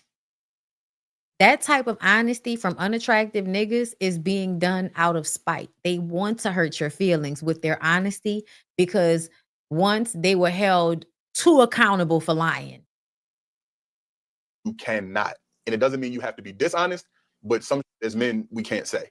We can't. I don't know. It's just certain you can. You know what? You can. I disagree. I think you can say it. But Lauren, no. Because the reality, and look, even though Lauren could disagree. This is the fear I had with dudes growing up. You pretending like you like me, and then all of a sudden one day you're extremely mean to me, and now you don't like me. That was my thing, right? And I noticed that's what niggas do. they pretend to like you and they really can't stand you. And that's the thing that a lot of women are being weary of. It's not that women don't want to have sexual experience with people. Like sometimes women just want to have fun with a nigga and go on to the, but nobody wants to give their body. Nobody wants to lay down with and share such an intimate experience with somebody that really hates them. The reality is not what y'all want to hear ever. Nope. Y'all think y'all do. Here we go. This is my absolute least favorite conversation with Kello. Hold up. Is it hard for you to be more authentic and a straight shooter with your thoughts than it was when you were younger? No, it was harder for me back then than it is now, because now I know that I don't always need to say it, but it's still true. And now I use it as a way to protect myself versus throwing everything out there and always showing my cards to everybody. Also back then I was being made to feel bad. Now I see myself clearer, and you're not going to make me feel bad about who I am. And you're absolutely not going to make me feel bad about being honest and being a straight shooter, because now that I'm, almost 40 years old, like I said, I'll be 37. I feel like I've gained enough life experience to know how much I value honesty, because I hate when people are manipulating me and lying to me about how they feel about me. I would much rather a person not fuck with me at all or be clear with me about where they are with me than lying to me about how they feel about me so that they can use me. That is the worst feeling in the world, to turn around and find out that you were being genuine emotionally with somebody that was not being genuine with you. That is a terrible feeling. You feel like you've been assaulted on some level, like to me. And so I feel like when I was younger, I was somewhat still in a cloud. And so people were able to play with my emotions a lot more. And now it's not like that. So no, it's way easier now. We have been arguing about this for years, literally. I'm pretty sure that one of the times where I tried to throw something at his head, it stemmed from this type of conversation. Oh God. And you guys are gonna have to tell us what you think. Kello swears up and down that women do not want the truth, the unadulterated truth. Yeah. My perspective is that while that may be true in some cases, we know the women that don't want the truth. I feel like you know those women, right? Harley Ray. But most women doesn't want the need truth. and they're Candy not ever doesn't not want the given truth. opportunity to have the truth. Rashida Because if they had the truth, doesn't they would want make the different truth. decisions. Right. Here we go.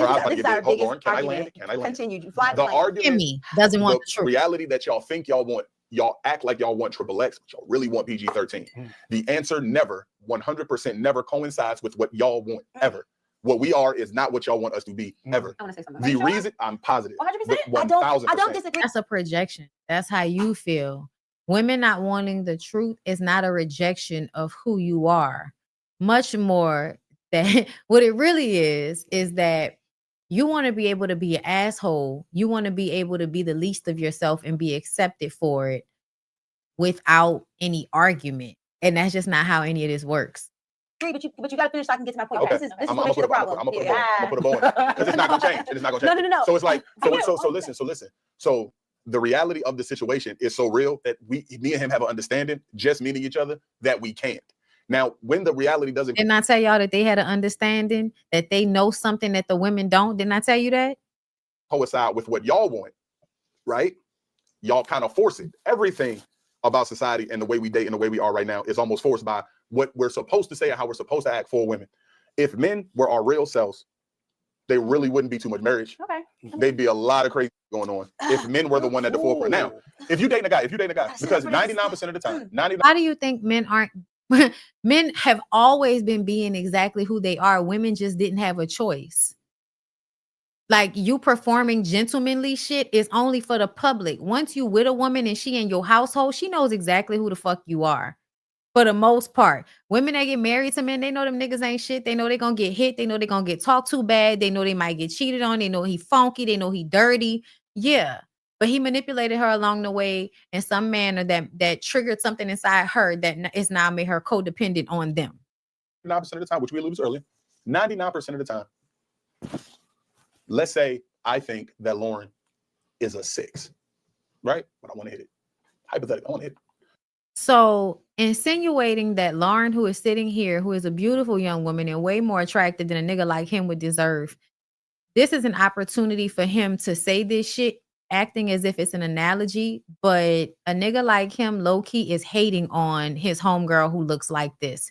He values her friendship and what it means to be close to a woman like her, but he's hating on her.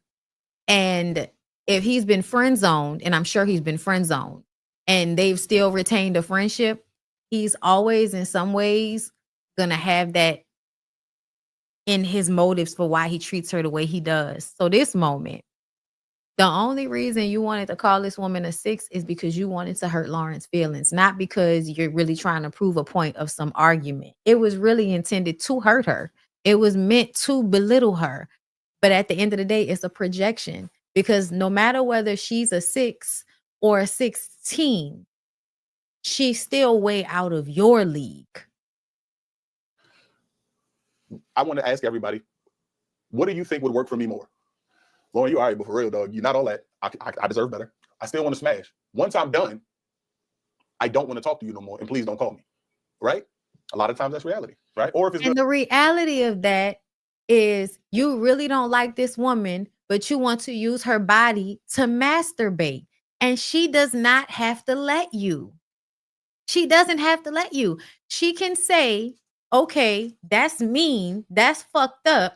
If you don't even like me as a person, no, I don't want to fuck you, because that means you're not going to care about me. And if you don't care about me, it's not about loving somebody. It's about, if you don't care about me, that means you will harm me, or you will allow harm to be done to me. And the whole thing about women being in proximity to men as it pertains to sex is an exchange of some type of protection, because men only care about women that they're fucking. So if you only care about women you're fucking and you fuck me, how dare you not give me at least niceties? How dare you want to shortchange me on a dinner? How dare you not want to give me the bare minimum in order for you to get what you are chasing down with such fever? Like, give me a fucking break. good, I might run it back, right? It's hypothetical. Now, how far do you think that narrative gets me with Lauren? Okay, so what if a woman was to tell you the same thing? I don't really think you're attractive. You're fat, you're mean, but you make a nice little bit of money. And I really think you insecure. So being with a woman who is as attractive as me, no matter how you try to slice it, is a plus for your unattractive ass. So on some level, you should be grateful to have me. So yeah, I wanna live in your house and have you financially secure me while I cheat on you because I'm not really sexually attracted to you. Would you be okay with a woman saying that? Don't act like you know, women are the only ones that have a problem with honesty. Don't act like that. Don't you all speak at once? Because most of the time, women can't tell y'all the truth out of fear that y'all gonna physically hurt us, and you hold it over our heads, nigga. It's not gonna get me very far, is it? You ain't going nowhere. My brother, have we all felt like that before? Plenty of times. Where it's like, I don't like you, I want to hit it, I don't want a relationship. That's the reality. Women go, but tell me that. Where would that get us? Nowhere. Exactly where it's supposed to get you, because a girl who doesn't want that arrangement is allowed and has the freedom to say no, thank you. So you can go find the girl who does want the arrangement. 100%. So that's what I made a video about this. But I don't want the girl to want the arrangement. I want you. So that's what I'm saying. You don't really want me. Yes, you I want do. an encounter with me. I do. You want, and you No, don't I want want an encounter with you. Yes, I don't want you. I want the encounter. However you word it. Yeah. You can't have everything you want. I can get the encounter if I lie. That's my point. Okay. So it's not that she doesn't want the truth. But if I tell you the reality, am I getting the encounter? Okay, so what you're describing is not a woman not wanting the truth. It's you not wanting the truth. It is her. No, it's you not wanting the truth. The truth is, if I don't like you and you don't like me, then you can't have me. You think that her not wanting to be told mean things by a nigga is her not wanting the truth. But no, my nigga, that's her not wanting to be with somebody that doesn't like her, you weirdo. She doesn't want the truth, really. No, she because does she want me to tell her that I want just the encounter? Is that what she wishes in her brain? No, hold on. It's not about. She wants me to tell her what. Okay, commercial break. Are y'all enjoying the content? I hope y'all are enjoying this content, because I watched this so that I can come to y'all and talk to y'all about it. But before we get back into the rest of it, I just wanted to tell y'all about something that me and Taisha, who is the owner of Reset by Design Wellness, we talked about today. So this is the next solo trip, and we are doing a couples trip as well to Mexico next year. So whether you want to do a couples trip with you and your person, or you want to do another, women's only trip. This is going to be the next one. And this one is so fucking nice that I'm going to need for y'all to go ahead and just sign up and start paying it off so that you can go. This is the resort that we're going to be staying at. And this is on the east coast of Africa, just so we're clear.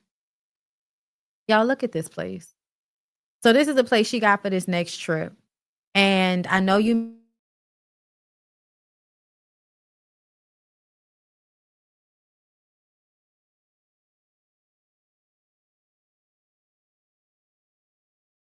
wellness trip.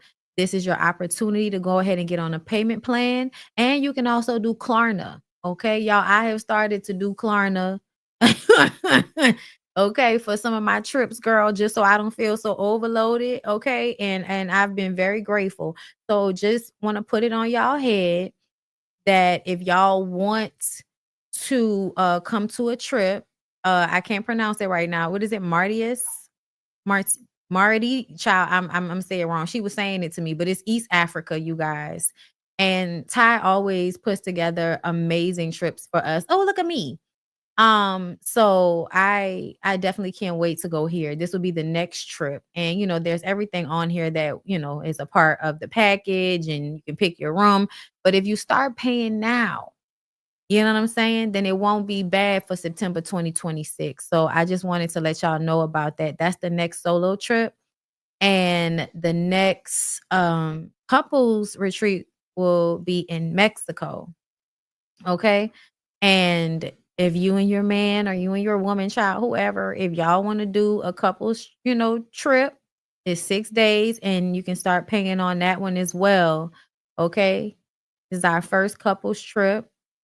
We're going to be in a beautiful home. And I don't know if y'all know, but we normally have chefs, like people cook for you.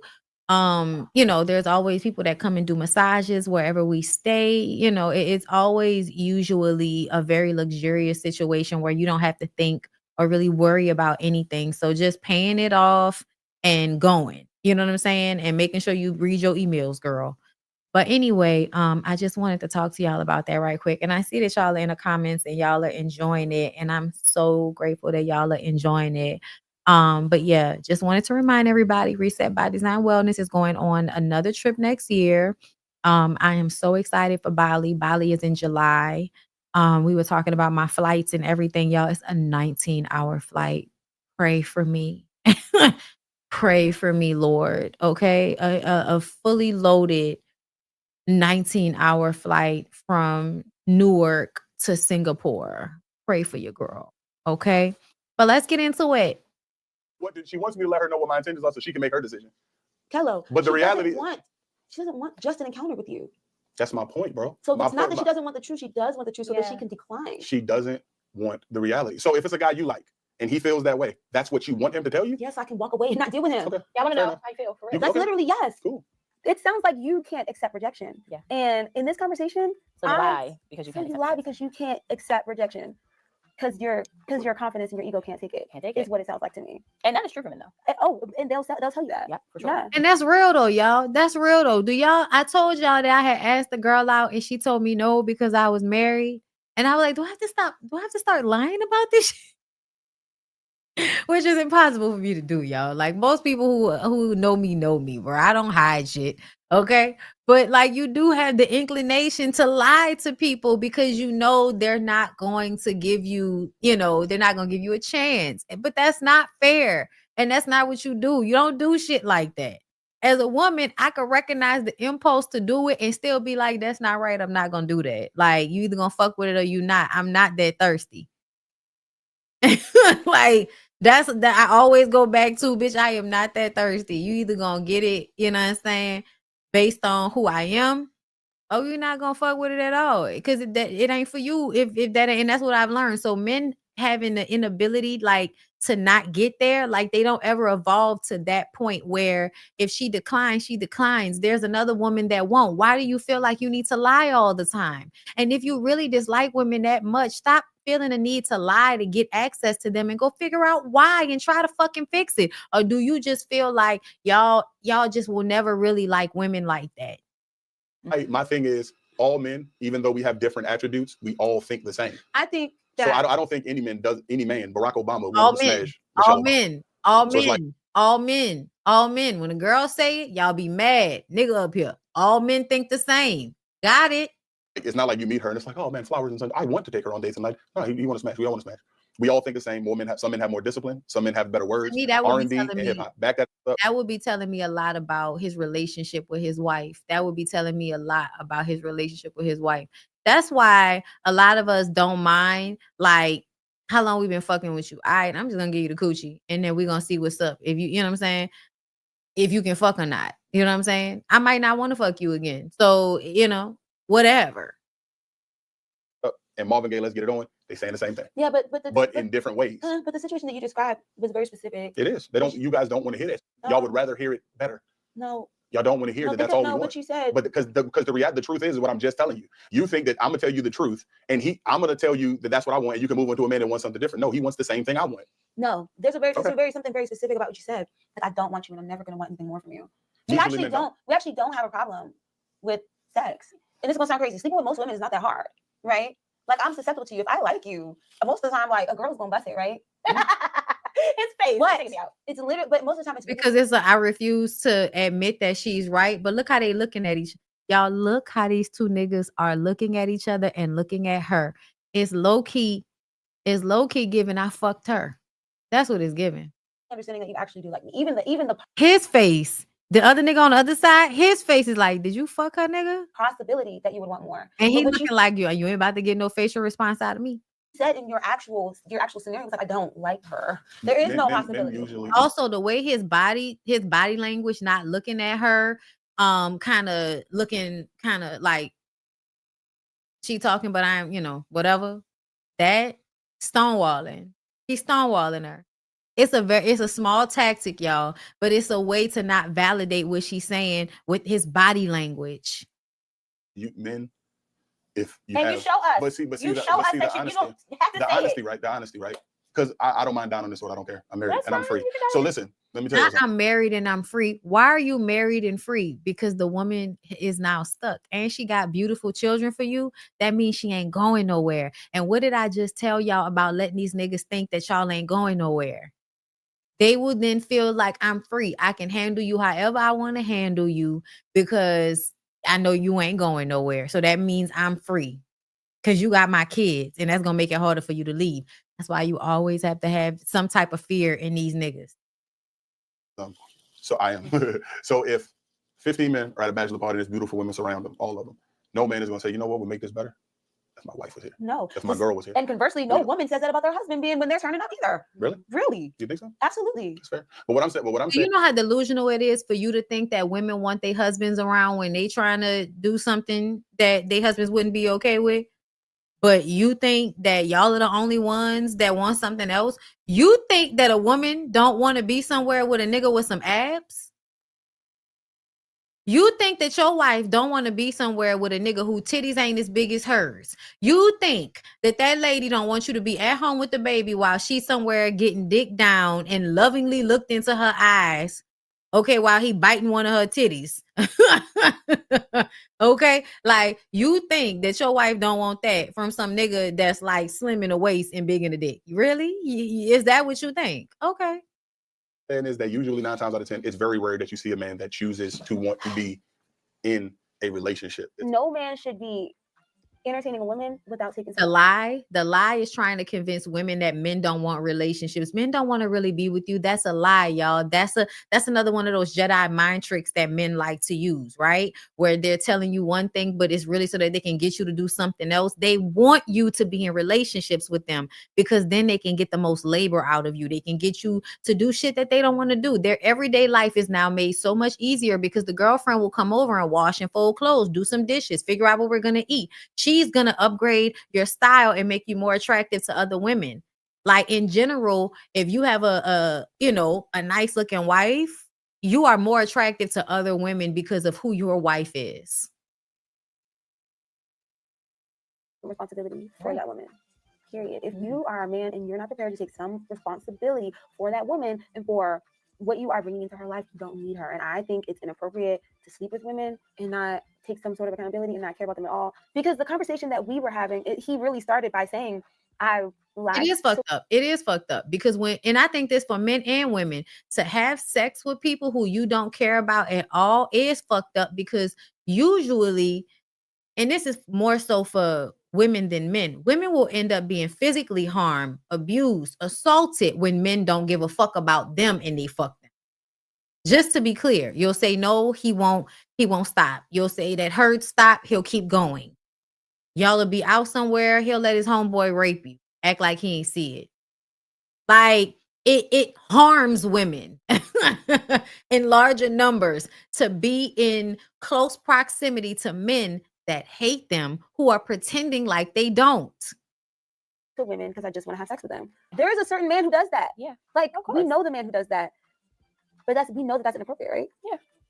And it feels like it's predatory. So men who live like that, act like that, are predators. Yes. They get women under the guise of caring, of wanting more, and then they just leave them. And you're not supposed to do that. Yeah. And so for him to say that all men want to be like that, no, I don't agree. To me, exactly. And the reason why you don't tell women the truth is because you don't want the women to have the same freedom. You want to feel secure that they're being loyal to you while you're doing whatever the fuck you want to do. And that's why it continues to be unfair. And then whenever women try to balance that shit out just a little bit by pivoting, like women love to do, you niggas get mad. And to your point, I don't think any woman would want that. Exactly. Not that. I don't think that women get enough chance to be confronted with the truth to decide whether or not they want it. But I also do believe that if more women heard the truth, they would understand men. Because remember, my thing is that we don't understand it. I'm not done. I'm not. It's my thing is that women don't understand. So here's what I've learned about people telling me the truth. Well, like I said, women are looking for evidence that you care, that you're not going anywhere. Most of the time, if a woman knew the truth and realized that men are disgusting and depraved and lust after other women and do certain things and are kind of selfish, but they're not going anywhere, most women will be like, okay, I don't care. I'm not lying. That might just be me. Like, yo, I have a lot of guy friends. I hear a lot of them in their unfiltered conversations. And what I've realized is, like, a man is going to be gross, is going to want this and maybe not want that. And it's going to be counter to how a woman believes that she wants her man to think. Number one, if a woman was able to build a man that she wanted with attributes that she wanted, she wouldn't like him. Because we don't actually know the things that make men and those things that they do that make them attractive to us. We actually don't know. So if you build. So this is where she needs to start listening to older women. Because what did I just tell y'all? You think you're going to help him, right? Because that's what she said, right? At the beginning, she was talking about how, oh, you got to help them get to where they're trying to go. Well, that's a part of building a man that you're not going to like. That's why you got to let them do shit on their own. That's a part of that. She hasn't made that connection yet, but you doing too much to aid in some man's life is a mistake. It's a mistake. They will resent you for it, and you will then find them not as attractive because you had to figure it out for them. Build a man you want to like him, he probably be too soft to be a lot of different things. So I think if more women knew the truth about their men, but realized that actually that isn't evidence of how he feels about you, then they would be okay. But that's the problem. It is evidence of how he feels about you, bitch. It is. And that's what I want y'all to stop doing. Y'all, that is one of the most biggest gaslightiest things, is trying to make y'all think that motherfuckers acting like they don't like you is not a sign that they don't like you. That's women being delusional. So when homeboy was saying you ain't want the truth, he was low-key telling you the truth, because at the end of the day, you want to believe that these niggas is not as fucked up as they are. Run it back. She wanted, with attributes that she wanted, she wouldn't like him. Because we don't actually know the things that make men. And the things that make men are not women coming to their safety, not the women coming to their, rescue all the goddamn time. No, it's the women focusing on the women until the men get where they are, where the women are now attracted to that. And now you can get the type of woman you want because you've built up the type of person you are. But most niggas don't know who they are because this society doesn't put anything in place for y'all to help y'all figure that out. If y'all don't want to play basketball or rap or be a doctor, y'all don't know what the fuck y'all want to do with y'all lives. And so you not having any real direction means the only thing that you feel direction in is how to handle women in relationships. And it's cap. It's cap. You don't know what the fuck you're doing with your life, but you are convinced that because you have a dick, some woman needs to be allowing you to lead her. those things that they do that make them attractive to us. We actually don't know. So if you built a man you want to like him, he'd probably be too soft to be a lot of different things. So I think if more women knew the truth about their men, but realized that actually that isn't evidence of how he feels about you, then they would be okay. Yeah, and I think she's misunderstood. That's why they tell y'all so much that a lot of the type of relationship a lot of women want from men, they need to seek it out in their female friendships. Not kitty clicking and all of that if you're not gay. No, that's not what I'm talking about. You have to romanticize your relationships with your friends. You really do. You have to romanticize your relationship with yourself. Take yourself out to nice places. Have homegirls that like to go on nice trips, that like to go to nice places, that like to have a good time, and y'all plan shit for each other. You have to romanticize the other areas of your life so you're not always pouring everything into your man's bucket. He cannot carry all of his and all of yours too. He can't. Emotionally, mentally, they don't have the strength to do it at large. Men are not emotionally and mentally strong. They might be physically strong and they might be a little immature, so it makes it easier to be bullheaded and just ignore things and be hard-headed. Yeah, all of that. But essentially, like, no, you need to want to learn. You need to want to grow in order to get, I feel like to evolve into real manhood. And a lot of you niggas don't want to do that. But y'all want all of the perks of what men get while you're pretending to be something that you're not. You're not responsible. You don't have integrity. You're not accountable. You're a child. You're a child pretending to be an adult, so that you can find a woman to take care of you like a mother. A mother you can fuck. Will be more respectful and they would give you more freedom. That's I'm a man. I'm a man. And what do you mean they'll give you more freedom? I need to know what kind of freedom this young woman is talking about. This is what I meant by her being young. Like, kind of gross, but I will take care of you. Lauren, but usually a lot of the time from what I've seen, again, just my opinion, from what I've seen, it don't really last. I don't really see too many women that 100% are comfortable no matter what happens. It's not gonna last anyway, nigga.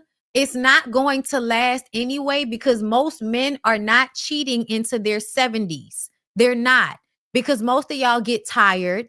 Most of y'all get old. Most of y'all don't take good care of your bodies. So there's not a lot of young women that want to fuck you. You're not getting your door knocked down like you did when you were in your 30s. It's going to stop eventually because you niggas age out of being hoes at some point. Your dick stop working and you stop being attractive. And why would I be running behind a man that may not bust a nut appropriately when I can go get somebody closer to my age that's gonna knock the paint off the walls? The fuck?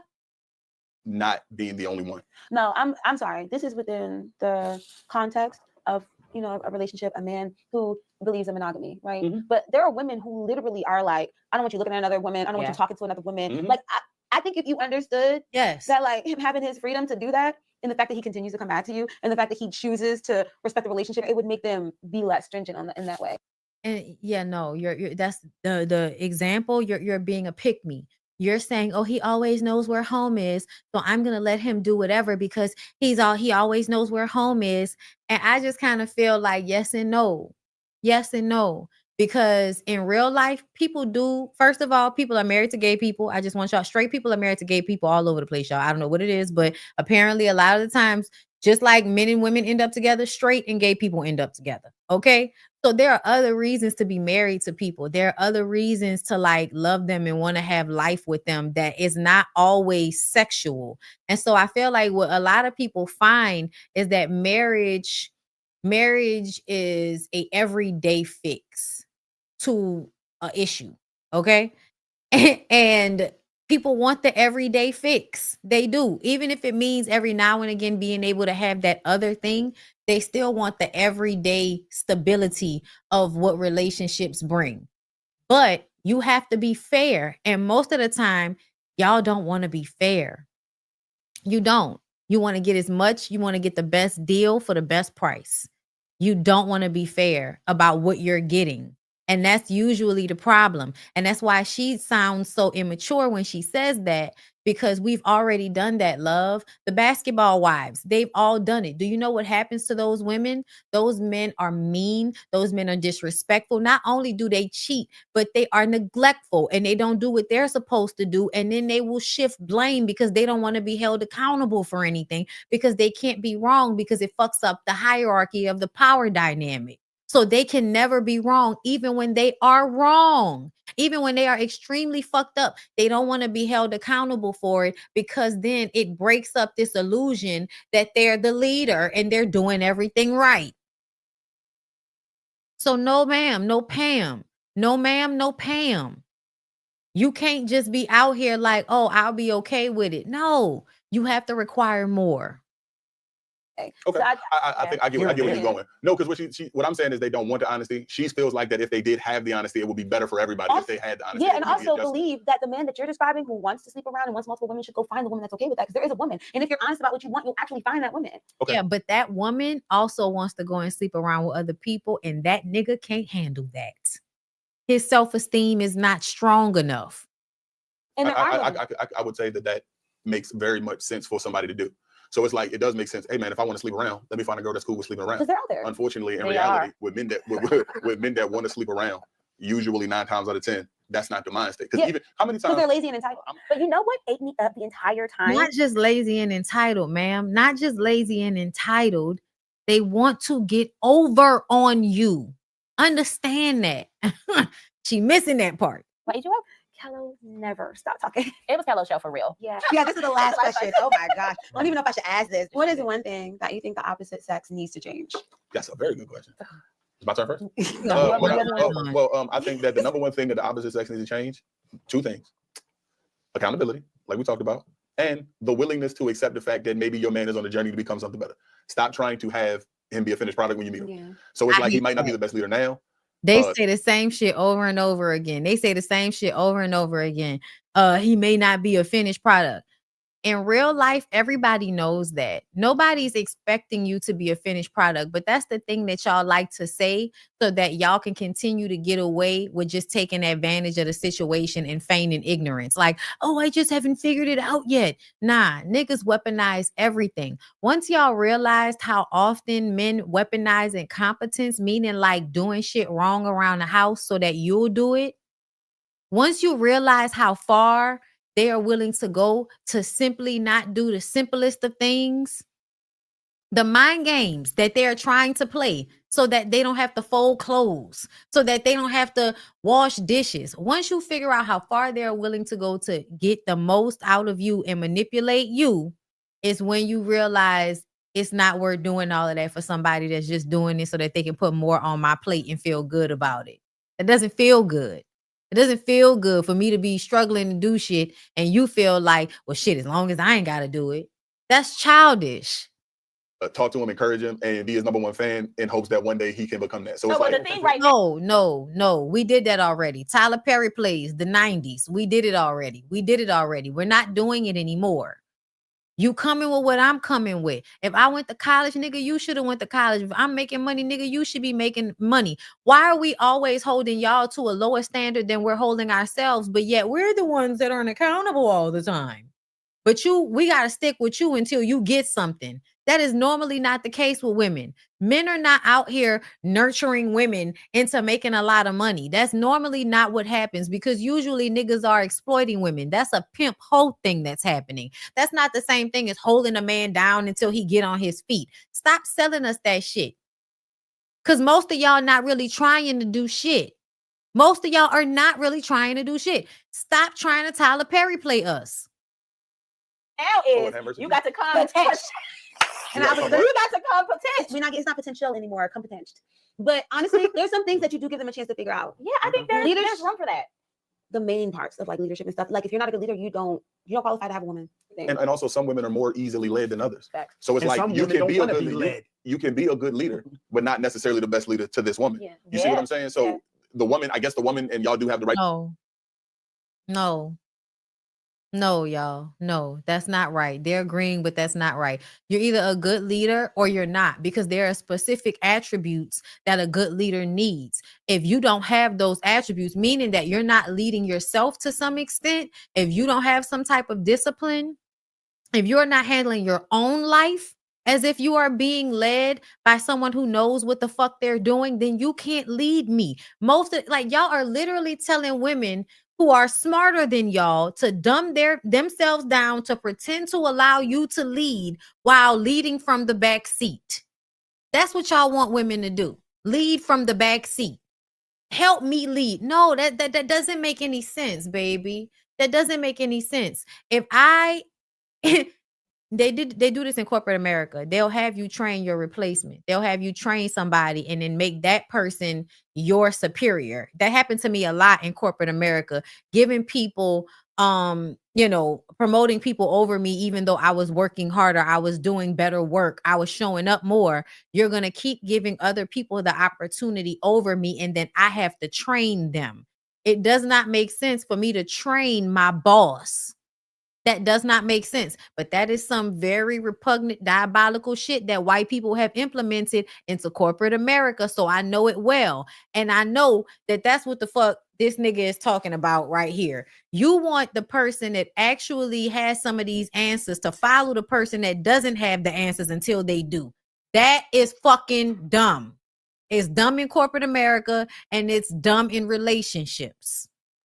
If you can't lead yourself, if your life is not just as good as mine, I'm not trusting you to lead. That's stupid. You do what works for you. I'm going to do what works for me. The things that I have expertise in, if I can help you, and vice versa. But we're not doing fairy tale bullshit where I act like I'm dumber than I really am so that you can feel smarter than you really are. That's dumb. Right, to determine if he's a good leader or not, but it's just not so black and white. But you can say, I'm a good leader to her. You see what I'm saying? I guess. No, what that means is you found a woman whose battery is lower. So your little bit of charge is doing something for her. Meaning she's stupid. She don't have a lot of experience. So you look like a good leader to somebody who don't know what a good leader looks like.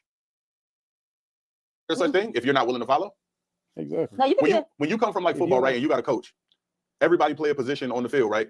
Here they go with Who sports. is to determine that he is a bad leader? Here they go. Who is the one determining us?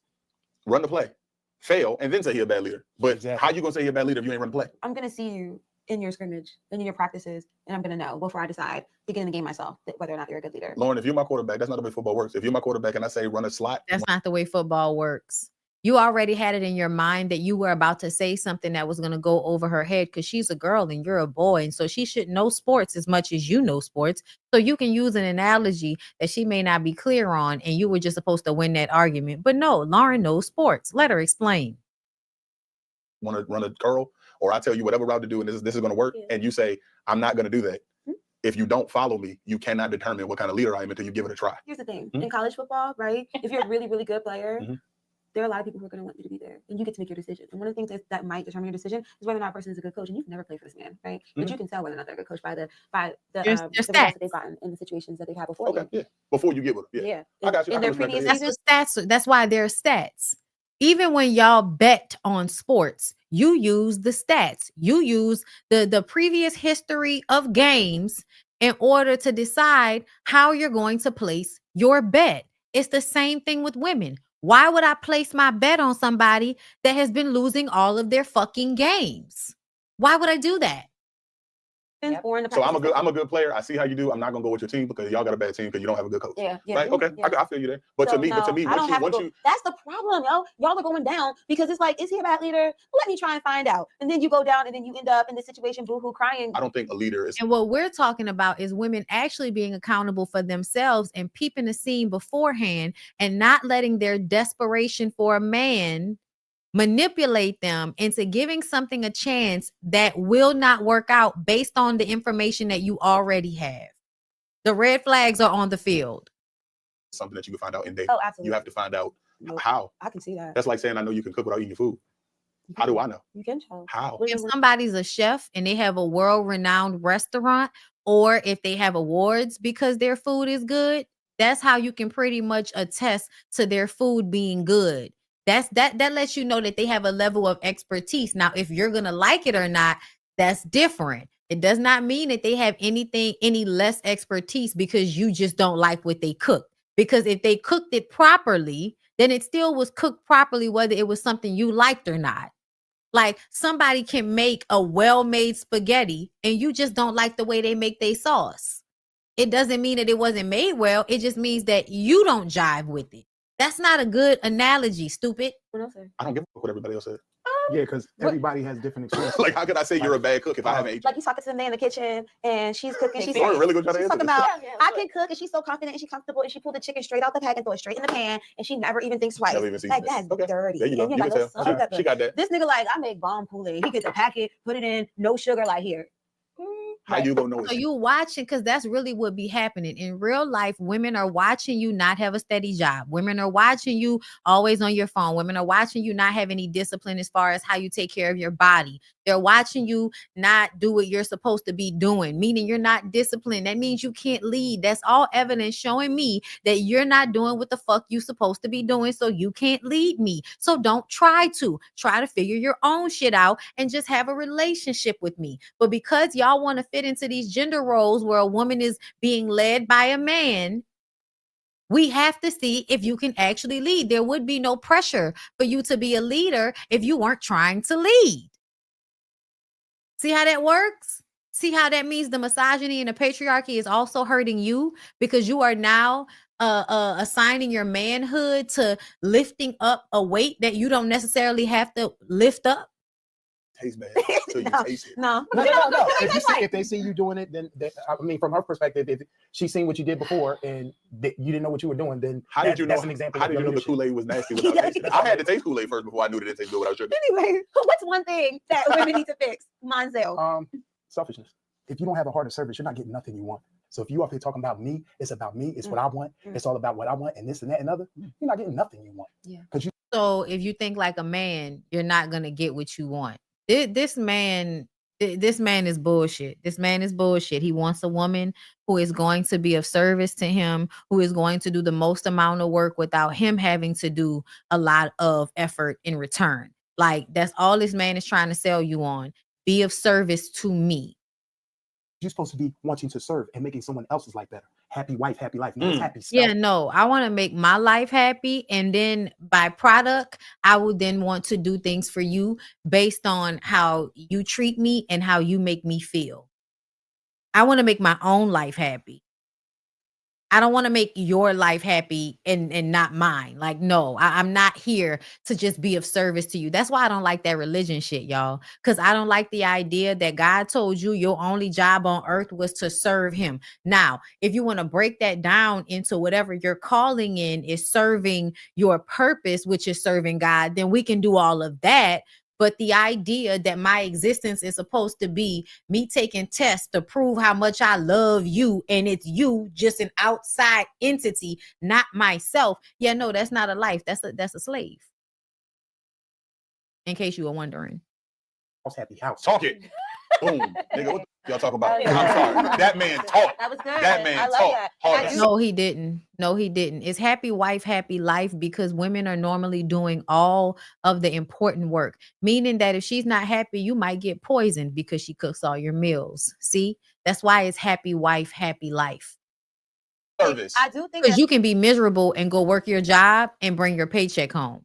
Because most of y'all did. Most of you niggas worked and took care of households and you were miserable and abusive and angry and alcoholics or drug addicts, or you ran out because you hated it. That's how a lot of men handle the responsibility of family, which is how we got here.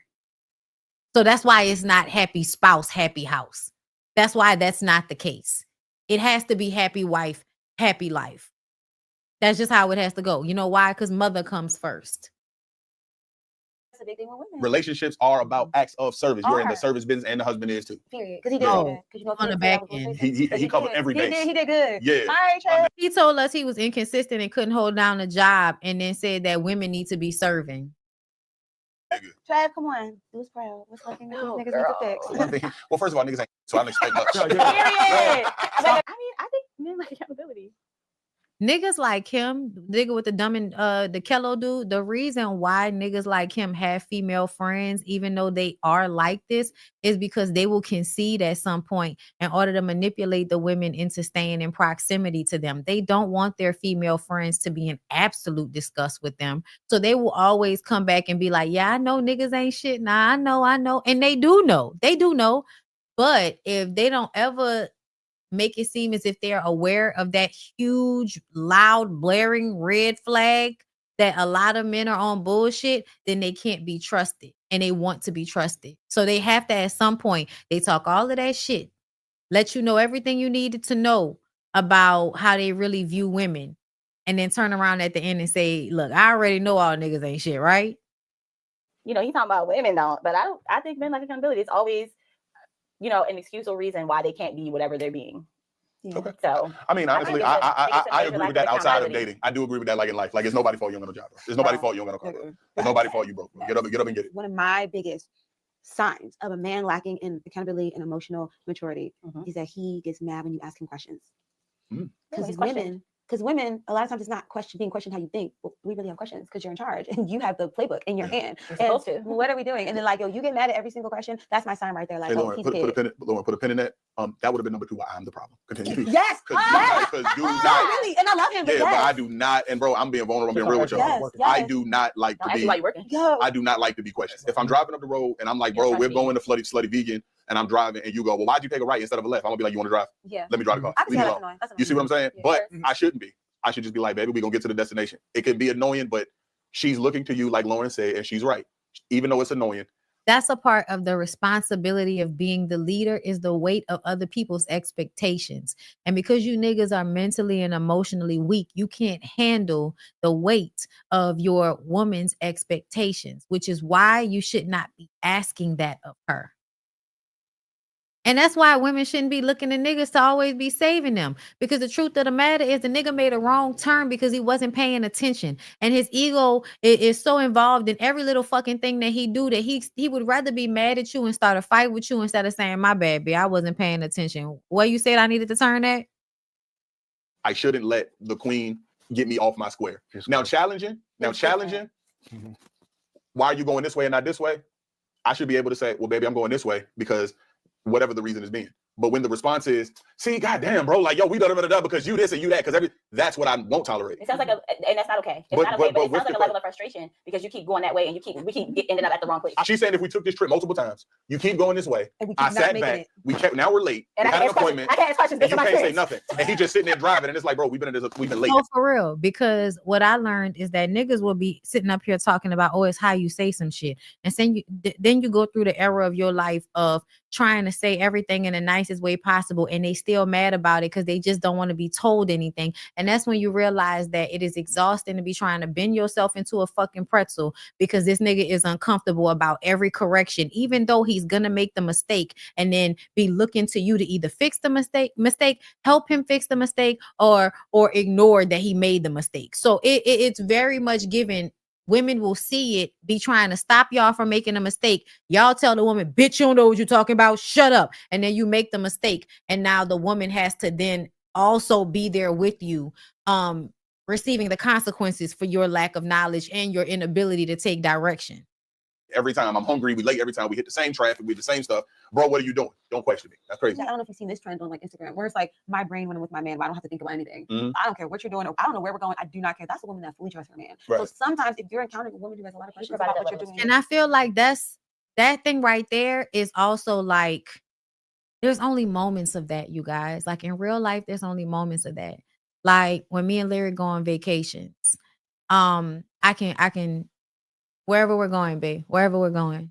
Whenever we're going. But see, let us be in a fucking car. That nigga gonna be asking me for the directions, want me to put it on my phone.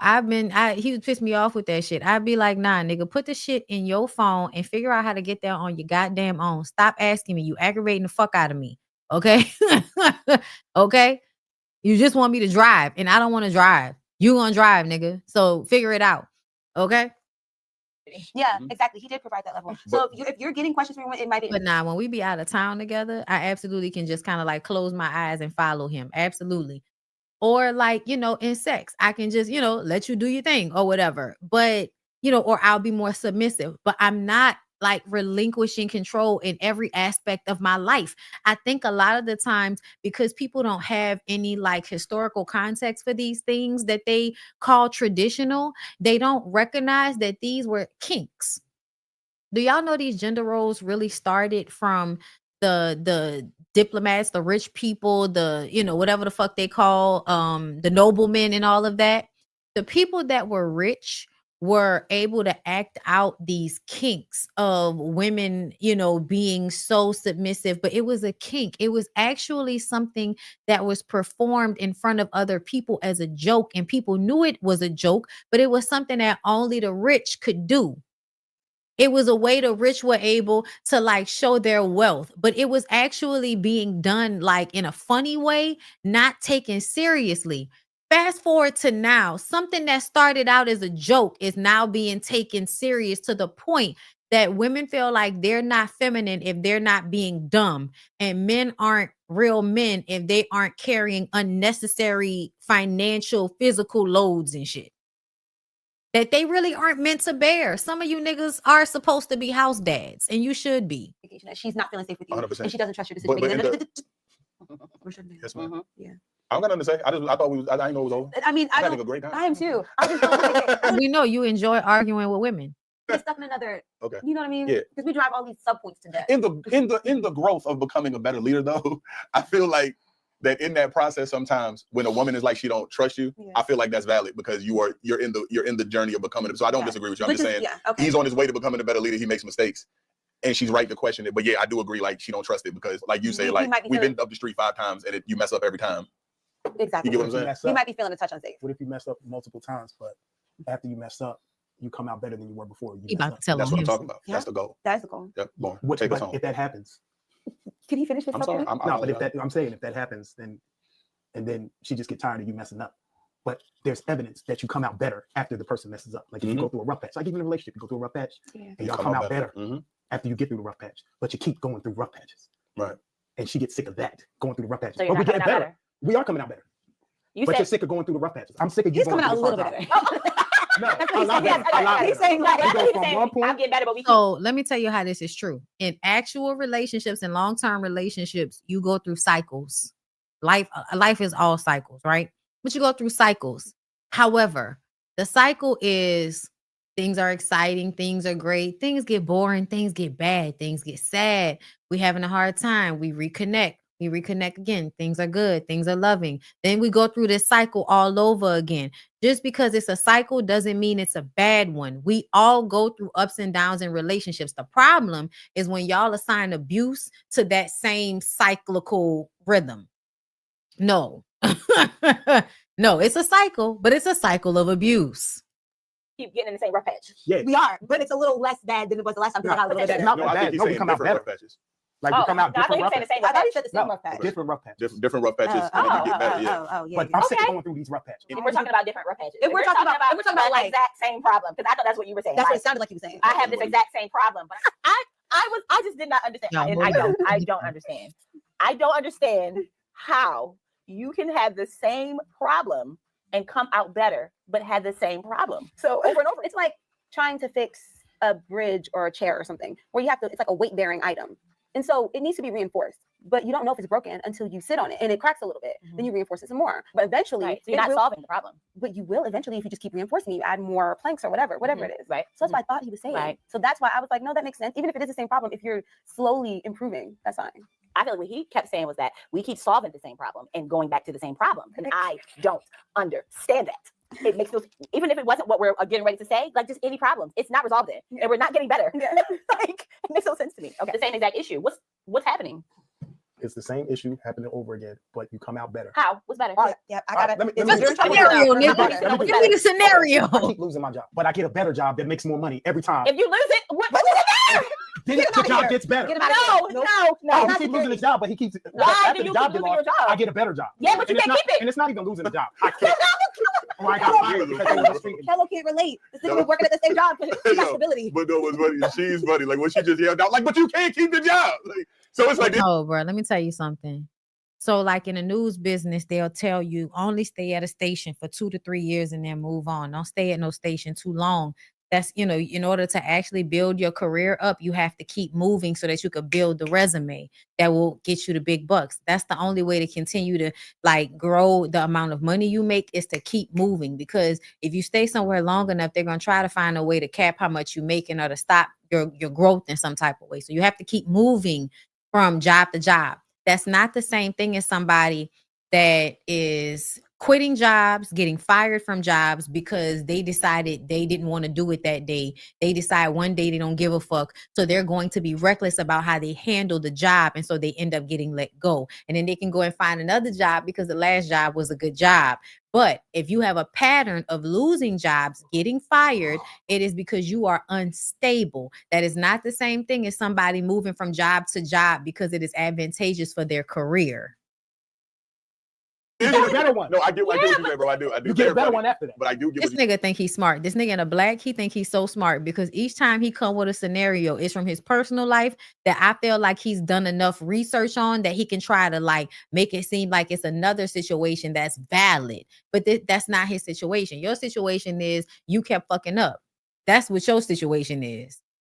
You saying, bro? Like if he gets a better one, like I keep losing my job. Now the reason that it's a bad analogy, bro, it's a bad analogy. The reason it's a bad analogy is because it goes to like I can't keep a job. Bro, that's an illusion. You're not coming out better. But if you don't use How you not coming out better? You making more money and you buying more stuff. It's like, nah, no. Like yo, some rough patches could be like, okay, we're going through a rough patch where I was in attendance. We're going through a rough patch. The real rough patch, and like this is the story he wanted to use. Lord, I'm trying. Like, what are you doing? You can believe it or not, but that's what's happening. Right. Yeah, but my thing is, you're not getting a better job immediately. There are. Yes, you are. No, yes, it's you not are. that.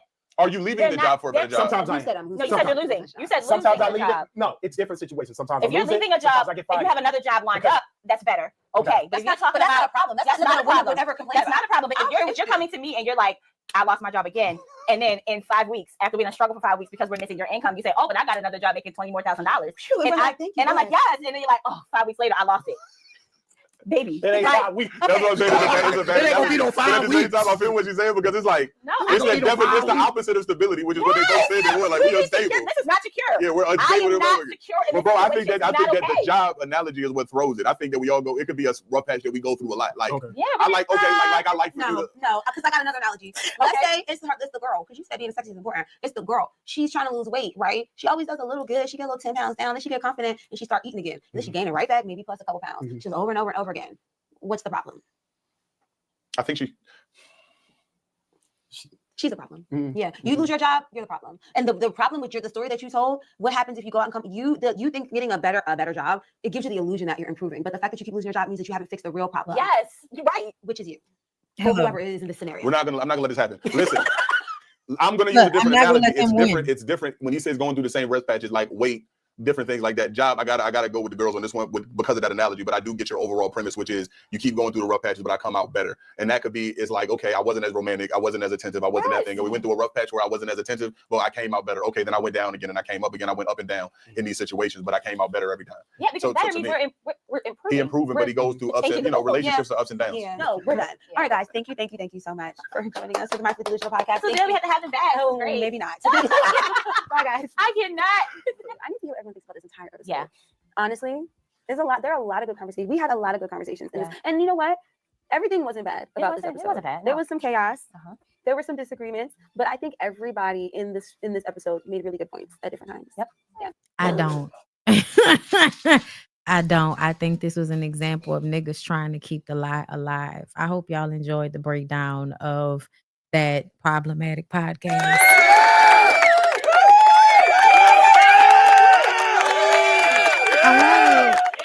I wanted to give y'all something good, for the members only. So I hope that sufficed. And y'all know I did my poem, right?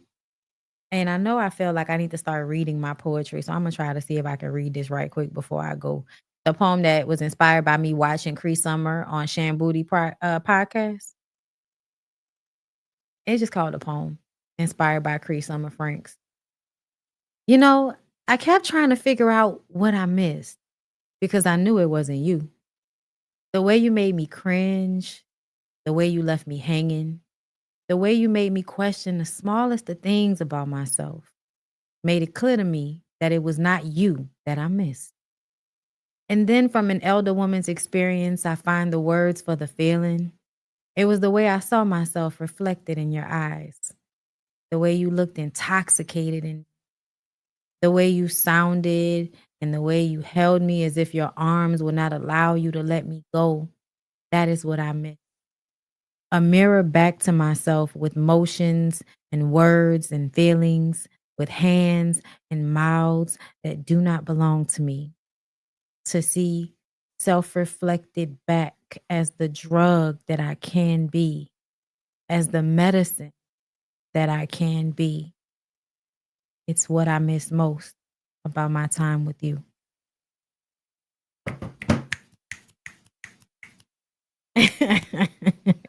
Okay, so I gave y'all a little personal shit. Gave y'all the content. I hope y'all enjoyed it. Shout out to the members. I'll see y'all in the next one. Shout out to the playback people. I hope y'all enjoyed. Bye.